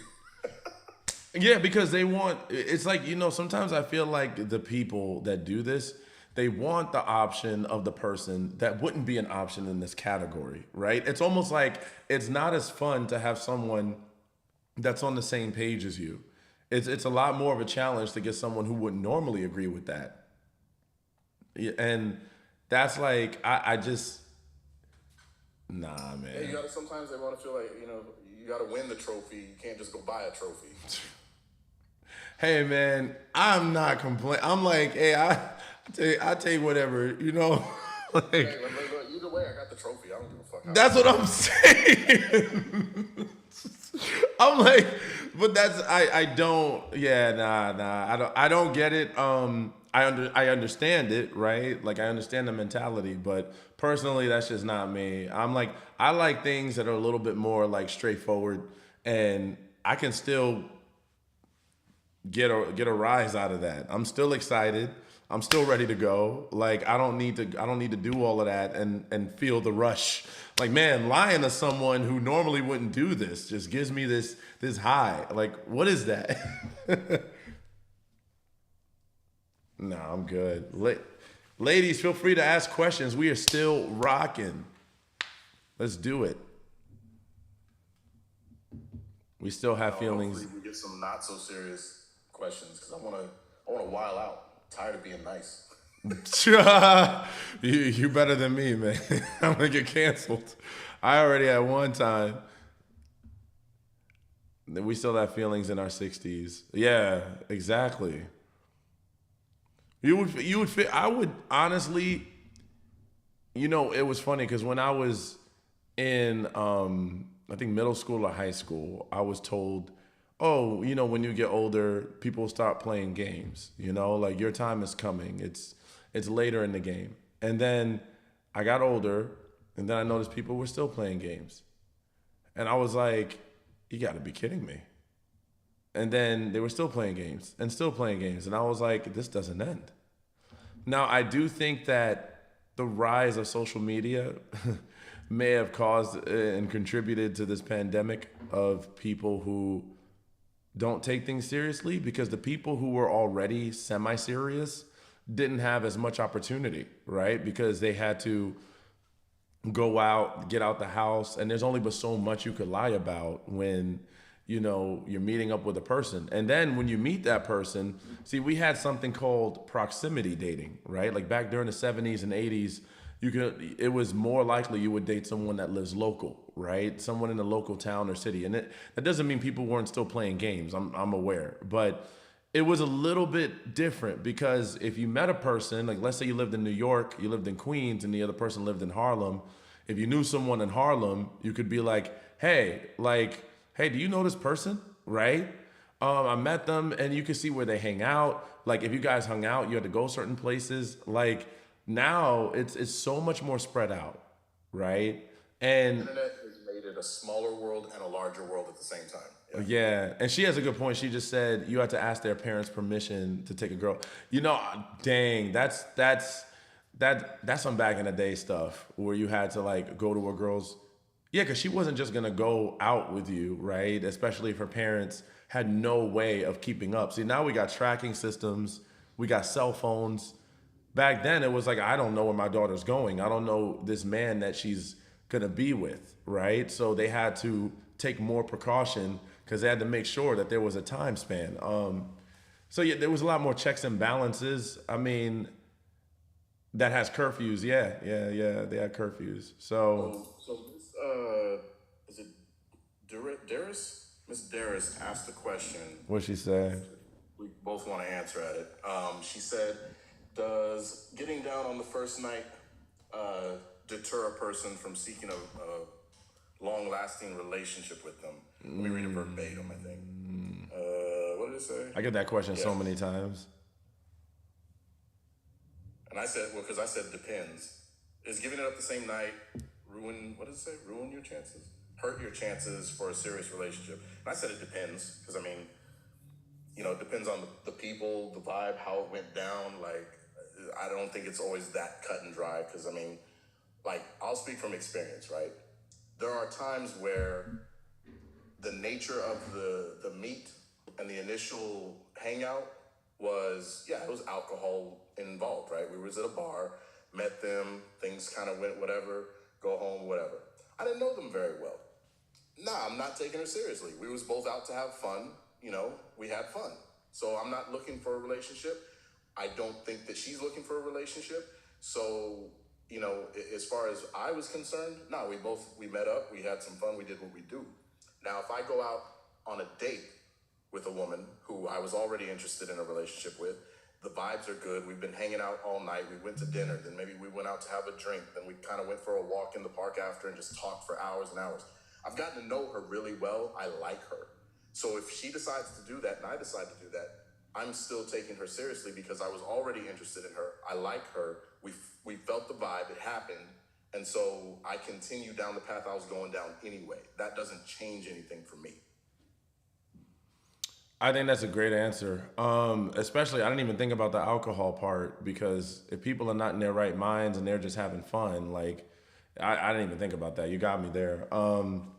What I would say is that it depends, because I also agree it's not cut and dry. There's so many variables to consider, but I'll give a couple highlights so I don't take an hour to explain this. But number one, you don't know who you're sleeping with, right? Like, you could be sleeping with a guy that's just trying to, you just heard about a 60-something-year-old man who is trying to play the game, right? So first you got to find out, like, you don't know if this guy is a long-term type of guy and sleeping with him doesn't matter in his quest to get to know you, or if he's just trying to mess around and get what he can from you and move on, and it's just been made easy for him. So that's number one, is you don't know what type of guy he is. And number two, so I don't think that it matters so much on when. It's just more like who it is, right? So, God, I had a number two and I lost it, man. But I would ask, like, what's the prior? People change. It depends on also how you look at sleeping with each other. That's what I mean. Because some people look at sleeping with someone as a bonding activity. Like, if I'm going to do this with you, it's something to take us to the next level. Like, I'm going to start to have expectations after we do this. Like, you're not just going to walk away at this point. You're going to try to be something real with me, right? And if we do this together, that other person, now they might not want to stop talking to you. They might not want to stop dating you, but it may not, I guess, motivate them more. If you guys are both at like a 2 or 3 in motivation, right? Let's say that. And we're like, oh, okay, well, this is nice. We're having fun. We're on a date. It was cute, right? But then sleeping together takes you to like a 7. Like, I'm really going to try now. Like, now we slept together. I feel like we need to really kick this up a notch because I don't just sleep with anyone.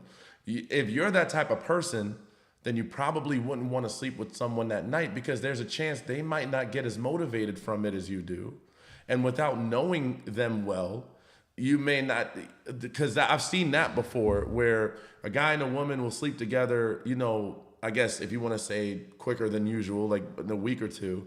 And then the guy is still on some neutral energy where he's like, oh yeah, we're just hanging out, getting to know each other. But then she was like, oh no, we're kicking this up a notch now. Like, why aren't you texting me? Why aren't you calling me?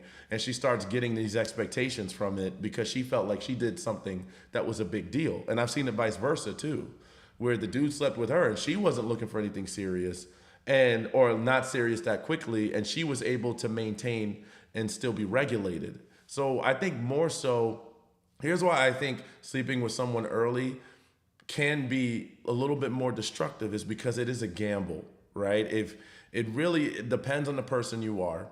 And if you gamble that opportunity, it can be really damaging, right? Because the amount of turmoil you can go through if you're not on that type of mindset that, oh, we could just do this. And if it doesn't work out, it doesn't work out. If you can't think that way, then yeah, it'll cause you to not only feel grief and disappointment and letdown, but it could hurt your self-esteem and cause reactions that are not, normally in your character. So I think that, it's nothing wrong with it. Hey, everybody does what they want, but honestly, whatever you do early in the dating game, you have to make sure that that's okay with you. Where if they would walk away tomorrow, you wouldn't feel like you invested too much, right? That's Yeah, kind of like loaning people money, right? Like they tell you, if you loan somebody money, be prepared to never have it paid back, right? If you're not in a position, just don't even do it. And so, like he's saying, I would say the same thing. If you know you have the potential to get attached very easily, don't do it because you don't know if the other person is going to be as attached as easily as you are. So, take your time with it. If you're cool, if they walk away, then yeah, absolutely. like if you don't care, if they don't call you the next day, then you're like, oh, we can do this. Because I've heard some people, and I've heard some people say to me, well, there's so many couples, or there's couples that I know that slept together the first night, and they ended up getting married. Like they ended up making it the long haul. And I'm like, well, that's kind of like saying I'm gonna go and try to empty my bank account out to win the lottery, right? Like that's. Going all in. Yeah, like that's risky. That's high risk, right? For a reward. I don't base my life off of being the exception, right? I look at what's worked more so for the majority. And for me, that's been, from what I've seen, getting to know each other. Because a marriage, not too many marriages can work on just sex alone, right? You need communication.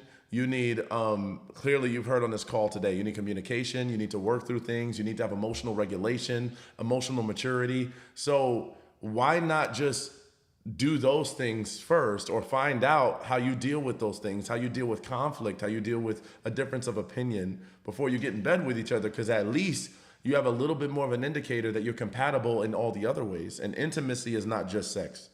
Intimacy is also mental and emotional and quality time and love languages. So we have all these other ways to figure out if we're compatible to a certain extent before that. So, which are, in my opinion, a little bit more crucial to a long-term marriage, depending on who you are, but or long-term situation if you don't want to get married. So, but what if sex could be a deal breaker? Well, then you're kind of in a quandary, right? Because if sex is a deal breaker for you, and I would say that's probably based off your previous experiences with it. So if sex is a deal breaker for you, and you also get attached quickly from sex, then you have to make that decision, right? You're gonna have to sacrifice something somewhere at that point. Are you gonna find out early in the game before you barely know the person if you guys have that type of chemistry? Or are you gonna wait a little while, and then find out within 2 to 3 months, right? I meant bad sex. Well, I mean, that's what I'm saying. So it depends on if you get attached quickly or not, and you have to decide that for yourself, right? How you want to go about Like I that. don't get attached if it's bad sex. Like they're like, you could be as great as you want to be, but if you suck in bed, this isn't going down.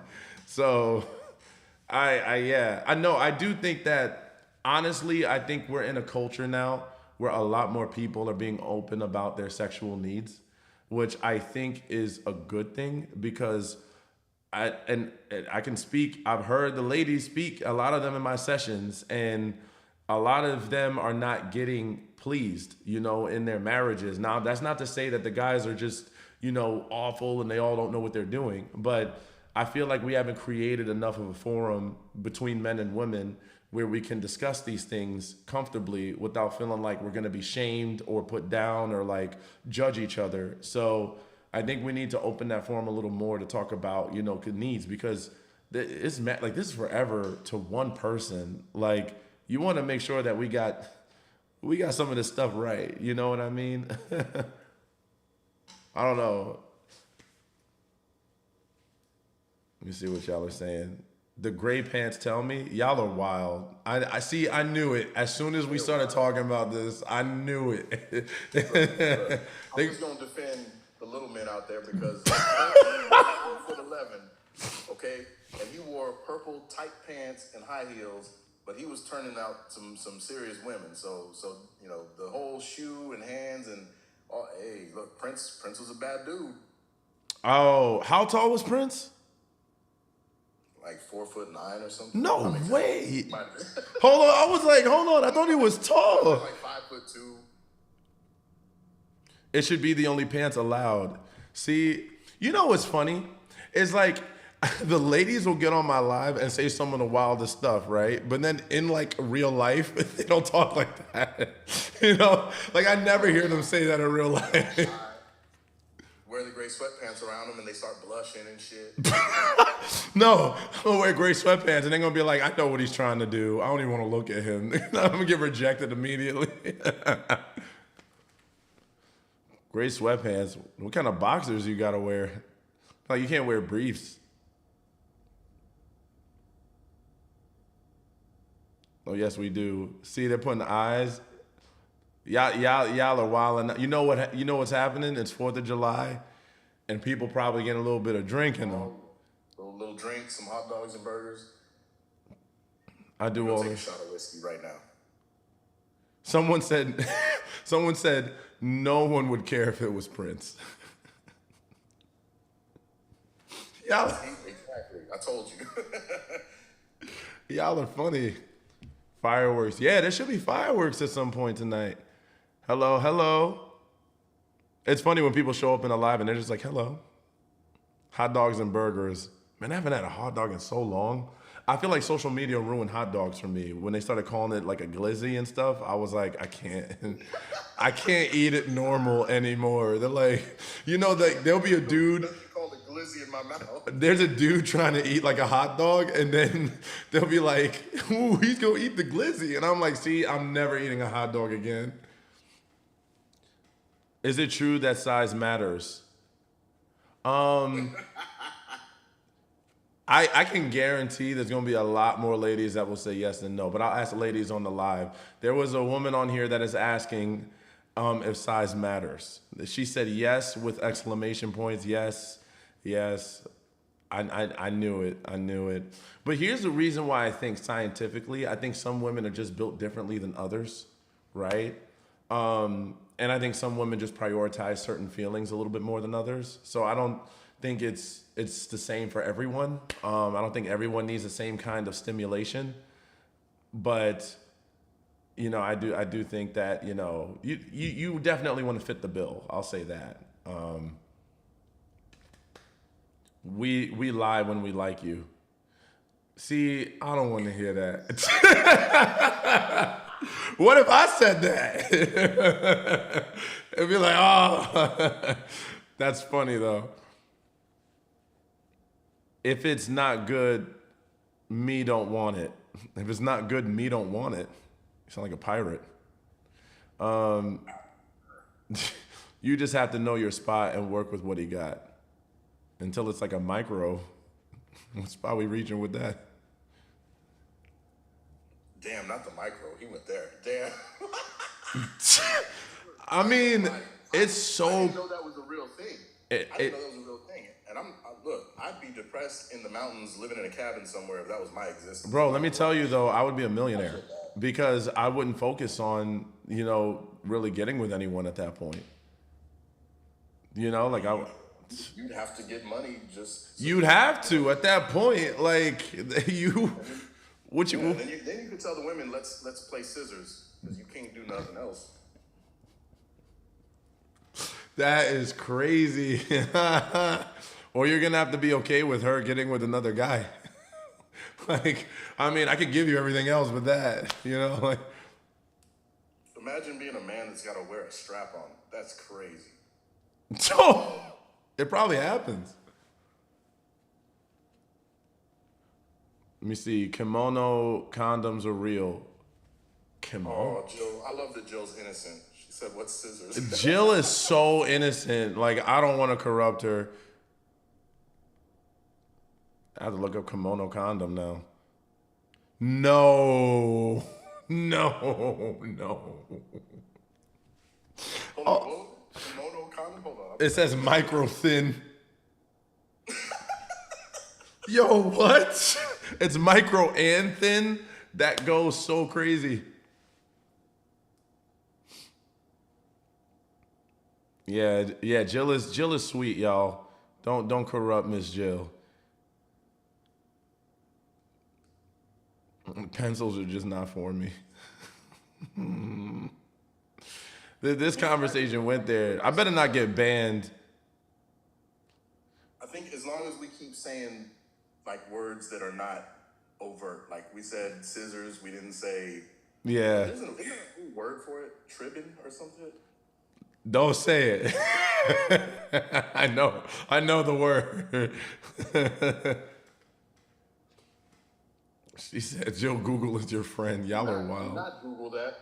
Do not send her to Google for that because she will get sent to the hub. For real. She said, you have to have something to work with. Oh my goodness. This is the woman's honesty space. This is the safe space. Someone said this combo. Real quick. I know that's why, sometimes I try to avoid it because it will, once you go here, it's hard to get out. And then it's like the train just takes off. I'm not answering some of these questions. People asking me all kinds of questions. What's that? What does it mean? Nope. No, it's not your fault. It's not your fault. Where's the dog? She's laying down sleeping now. She's like, I'm tired of y'all. Y'all talking to Xavier about some craziness. What happened to the dating question?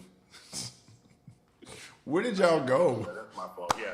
Let's go back to somebody asked about a dude not spending 4th of July with her. Look, 4th of July is not like a romantic holiday.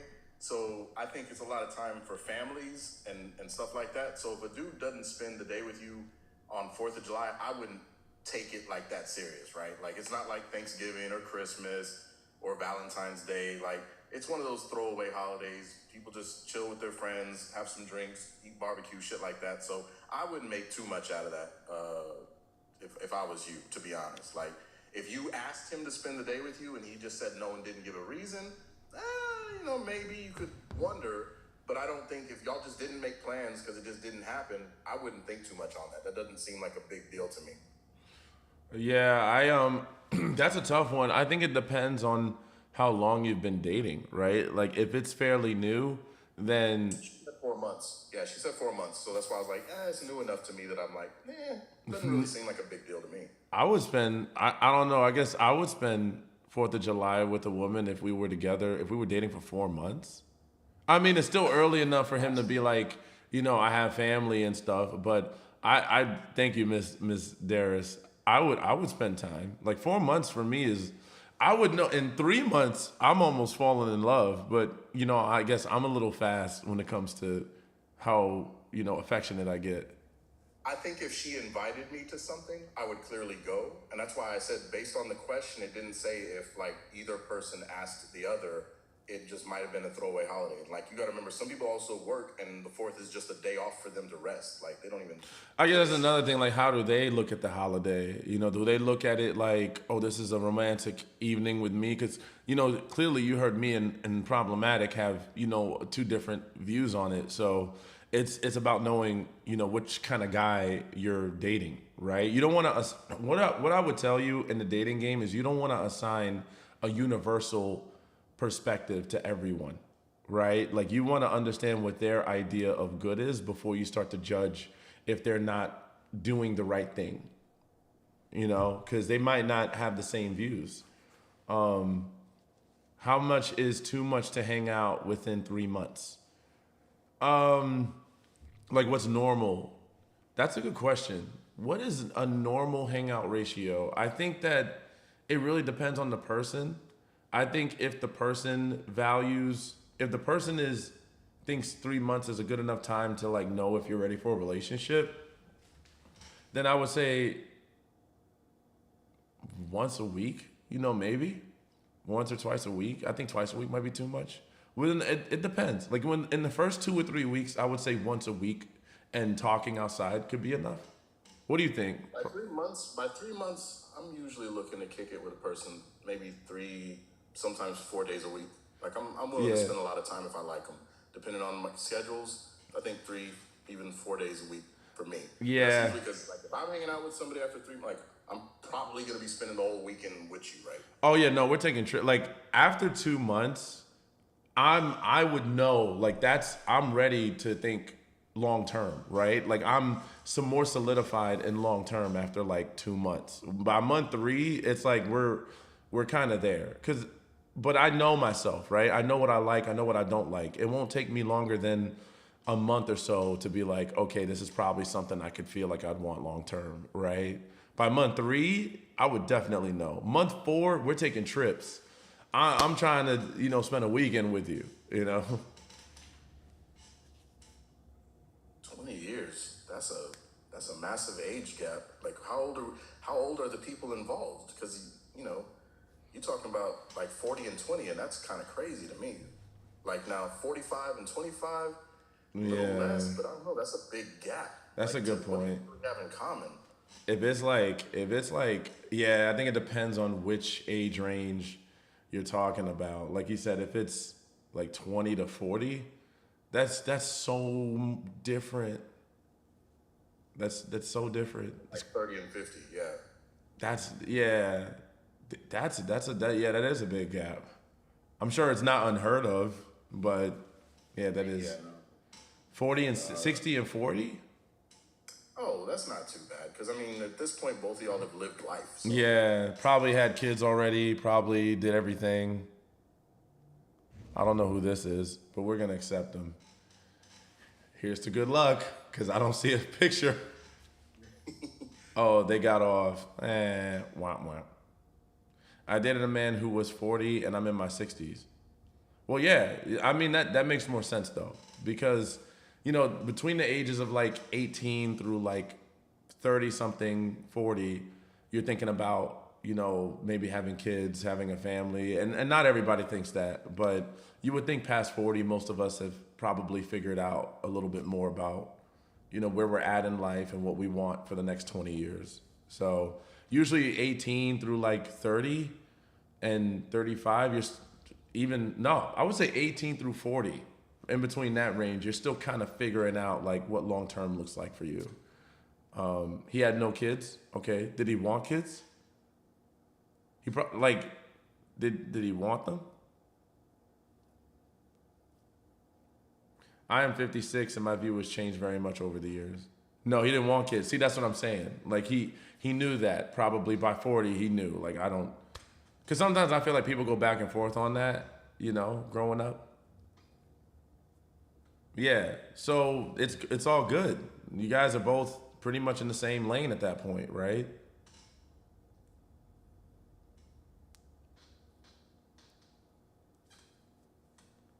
Yeah, that's Yeah, cool. at that age range, y'all are grown. Y'all, you got it figured out for the most part. Yeah. I think, when I heard that big gap, depending on the age, that usually is going to put someone in their 20s, and in your 20s, you're definitely trying to figure shit out. So. Yeah, that's when it's like very risky to invest in. It didn't last, but it was fun. Well, at the end of the day, the reality is most things don't last, and that feels weird to say, but in this lifetime, I think the best we could do is, attach ourselves to the experience more so the future, right? Not saying that's what you did, but a lot of people that date tend to get discouraged when it doesn't pan out a certain way. Like the outcome doesn't pan out a certain way because the date went so well. The first 1 or 2 dates, or maybe like a month went so well, and then somehow it didn't keep going. And it does feel very discouraging and disappointing, but it doesn't necessarily mean that it was for nothing. I think in life, if we try not to, attach ourselves to the outcome and more the experience in the moment or the experiences that we've had and look at that as a win more than the future, we'll have a lot better of an experience in this game, because then there won't be so much pressure, for things to work out a certain way. And we can also, regulate ourselves in the experience, because we won't be doing things in the experience in contribution to the future. We'll just be looking at the experience as is and just worried. Like, for example, if you go out on a date that night, your goal should be the end of the night, we just have a good time, right? Not thinking, well, if I do this now, then they'll want to see me again next week. When you start thinking that way, then that could lead to disappointment, because you don't know what could happen. And that's risky and could potentially set yourself up for disappointment. The only time you can really start to get into that mindset, and it's a little less risky, is when you've seen consistency at least over 3 to 4 months. If they've given you 3 to 4 months of consistent behavior where you had mutual effort, not just one person, then it gives you more of a foundation for you to start to say, oh, well, I can hope that this person does more here, right? Because what I see sometimes in the dating field is we won't see the action long enough, but somehow we'll hope for an outcome. And it's like, well, that's going to lead you to disappointment in a lot of cases. That makes sense. Thank you. Absolutely. I was married for 28 years. Husband passed away. I'm sorry. Dating again at 53 is crazy. Well, you need to send me a DM because I can make sure you navigate properly. So send me a DM. For everyone that wants to work with me, by the way, if you are on this live right now and you want to work with me, send me a DM because I am having one-on-one sessions and I'm handing out the dating course. So make sure you go ahead and do that. I'm already getting DMs. I'm looking at them now. She said, I want to work. I love the enthusiasm.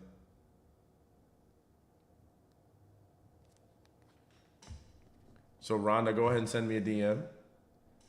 God bless her heart. Yeah, I can imagine. You know, honestly, I feel like that's where my heart feels very heavy, is when I hear that someone went through a death of a spouse and they have to learn how to date again through that.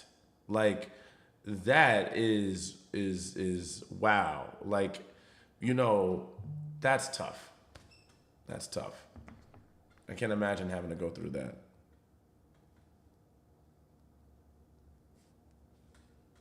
Let me see. How to DM you. I'll send you a DM. I already got you in my stuff here. Who's sending me a message?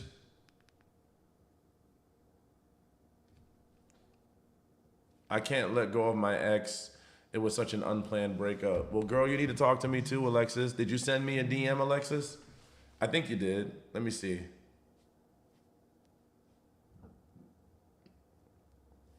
Okay, I got you here.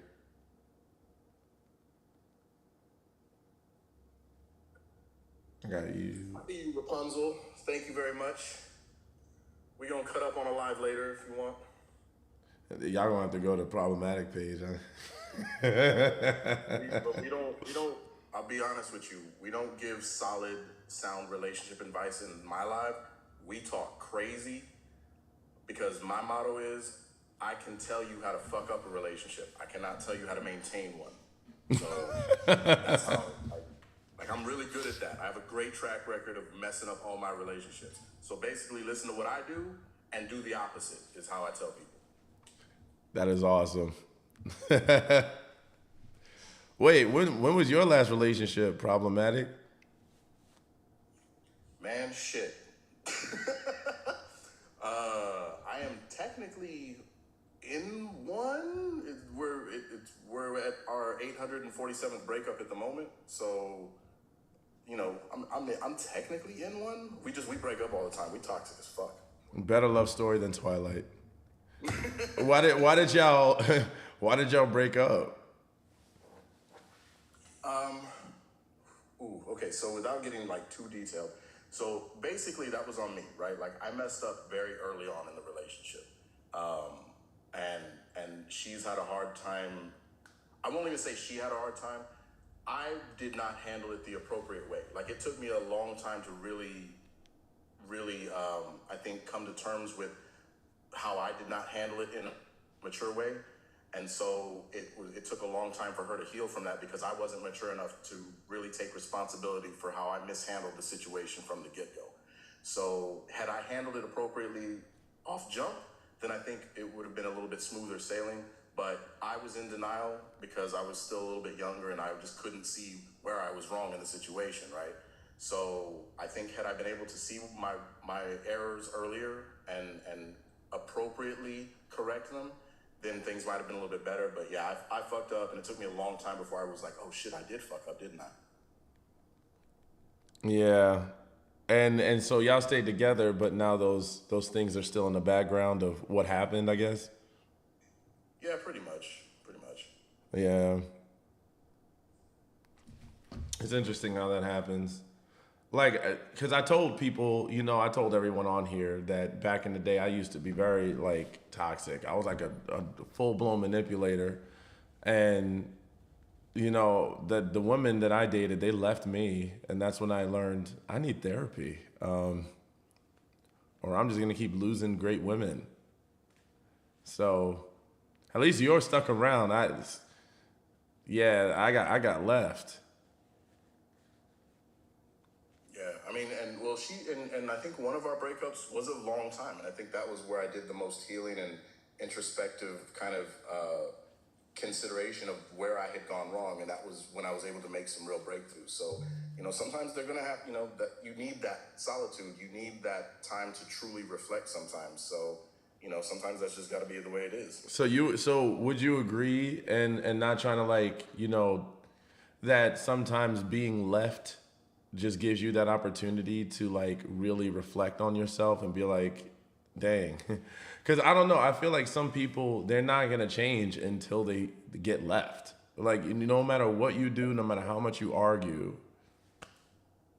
No, yeah, I would 100% agree because, it sounds crazy, but the reality is, yeah, even if they stay in your head, somewhere you're going to rationalize, well, I can't be that bad, they're here. Yeah, I was the same way. I was like, you know what? I'm probably bad, but I'm not that bad because you're still here. You're still entertaining this. Like, if you really hated it, you would have been gone.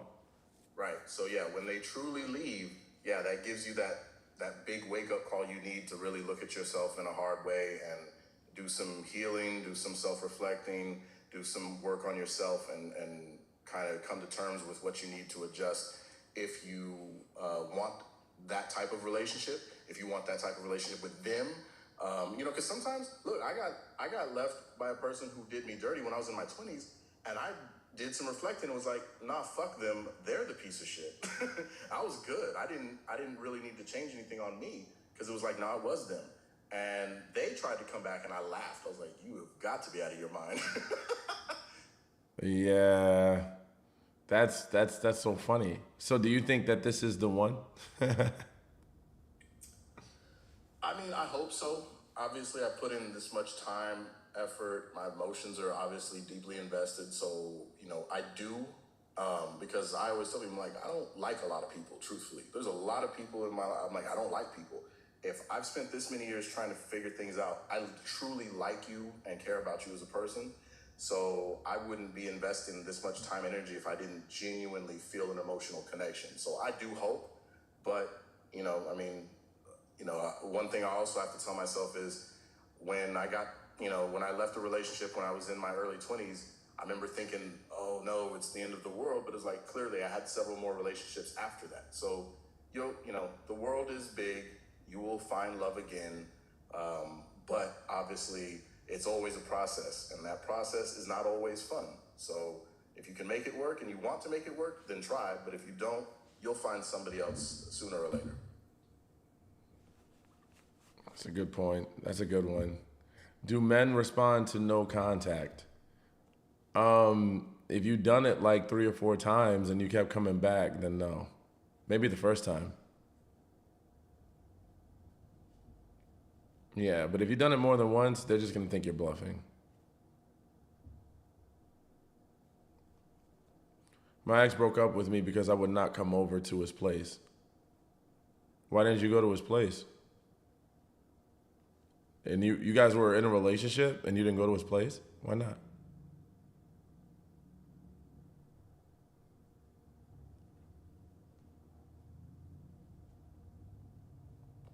Yeah, I'm always curious when I see little things like that. I'm like, there's more to that story. What do you mean? Well, yeah, that's why it's like it was kind of vague. I was not feeling well. I had there 2 nights before, so you were already there, and then one night you didn't want to go because you weren't feeling well, and he just broke up with you.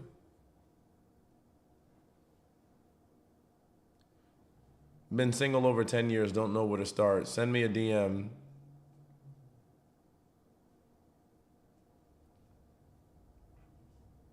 He had done it for what? Now you need to hit that invite from her. Get her up here to give detail if she wants, because that ain't making sense. We're gonna call her. Let's see if she's ready. Why would a guy leave just because of small bickering and fighting? So that's where you have to ask yourself, if it was small to you, was it big to him, right? Did you guys see it differently? Had you been having problems in other areas? Because maybe it wasn't so small. Hey, girl. Hi. So we're over here trying to understand your story. It's a lot. It's like We figured. it's like 16 years of dealing with him. What? I kind of feel like, yeah, 16 years just back and forth. I kind of felt like it was a situation of him basically trying to manipulate me because he wasn't getting his way. So basically over the years, like for the past couple of months or so, he basically said that I was like I'd become boring and dry, and it's really because I felt like I had changed and my standards have changed, and also he cheated on me several times, and when we would have conversations about him cheating on me, it was like him not taking accountability. He was like, yeah, I did cheat on you, but it was like, brushing it off a little bit. But essentially, it's just 16 years of me tolerating things that I should not be tolerating. And I just said that that was just the most recent thing that had happened. And yeah, like I said, it's a whole lot more to it than. So when did y'all break up? This was like about a week ago exactly. Do you need to talk about this more than just his I life? think I do. Okay. It's a whole lot. Yeah. I just put that out there, Yeah, because it was a small piece of detail that we had Right. figured there was I just more. put it out there because I felt like he's always trying to blame me for things not going well. And like I said, I've always told people I'm not perfect, but he has a whole history of doing things to me that's Right. just crazy. And I think to him, he feels like, the things that he's done is not such a big deal. But essentially, I just react to the things that he has done to me. And I think I'm at the point where he has made me doubt my own reality. I think I just became toxic along with him. So I accepted the bare minimum. I accepted him after he cheated on me several times. Several times, and you took him back? Yeah. I think I'm at the point now where I don't know who I am anymore. I'm sorry. Here's what I can tell you at a high level is that if someone gets away with breaking one of your biggest rules too many times, eventually they start to lose. They obviously don't respect you, right? Like that's so taking them back is only gonna make them worse because Exactly, right.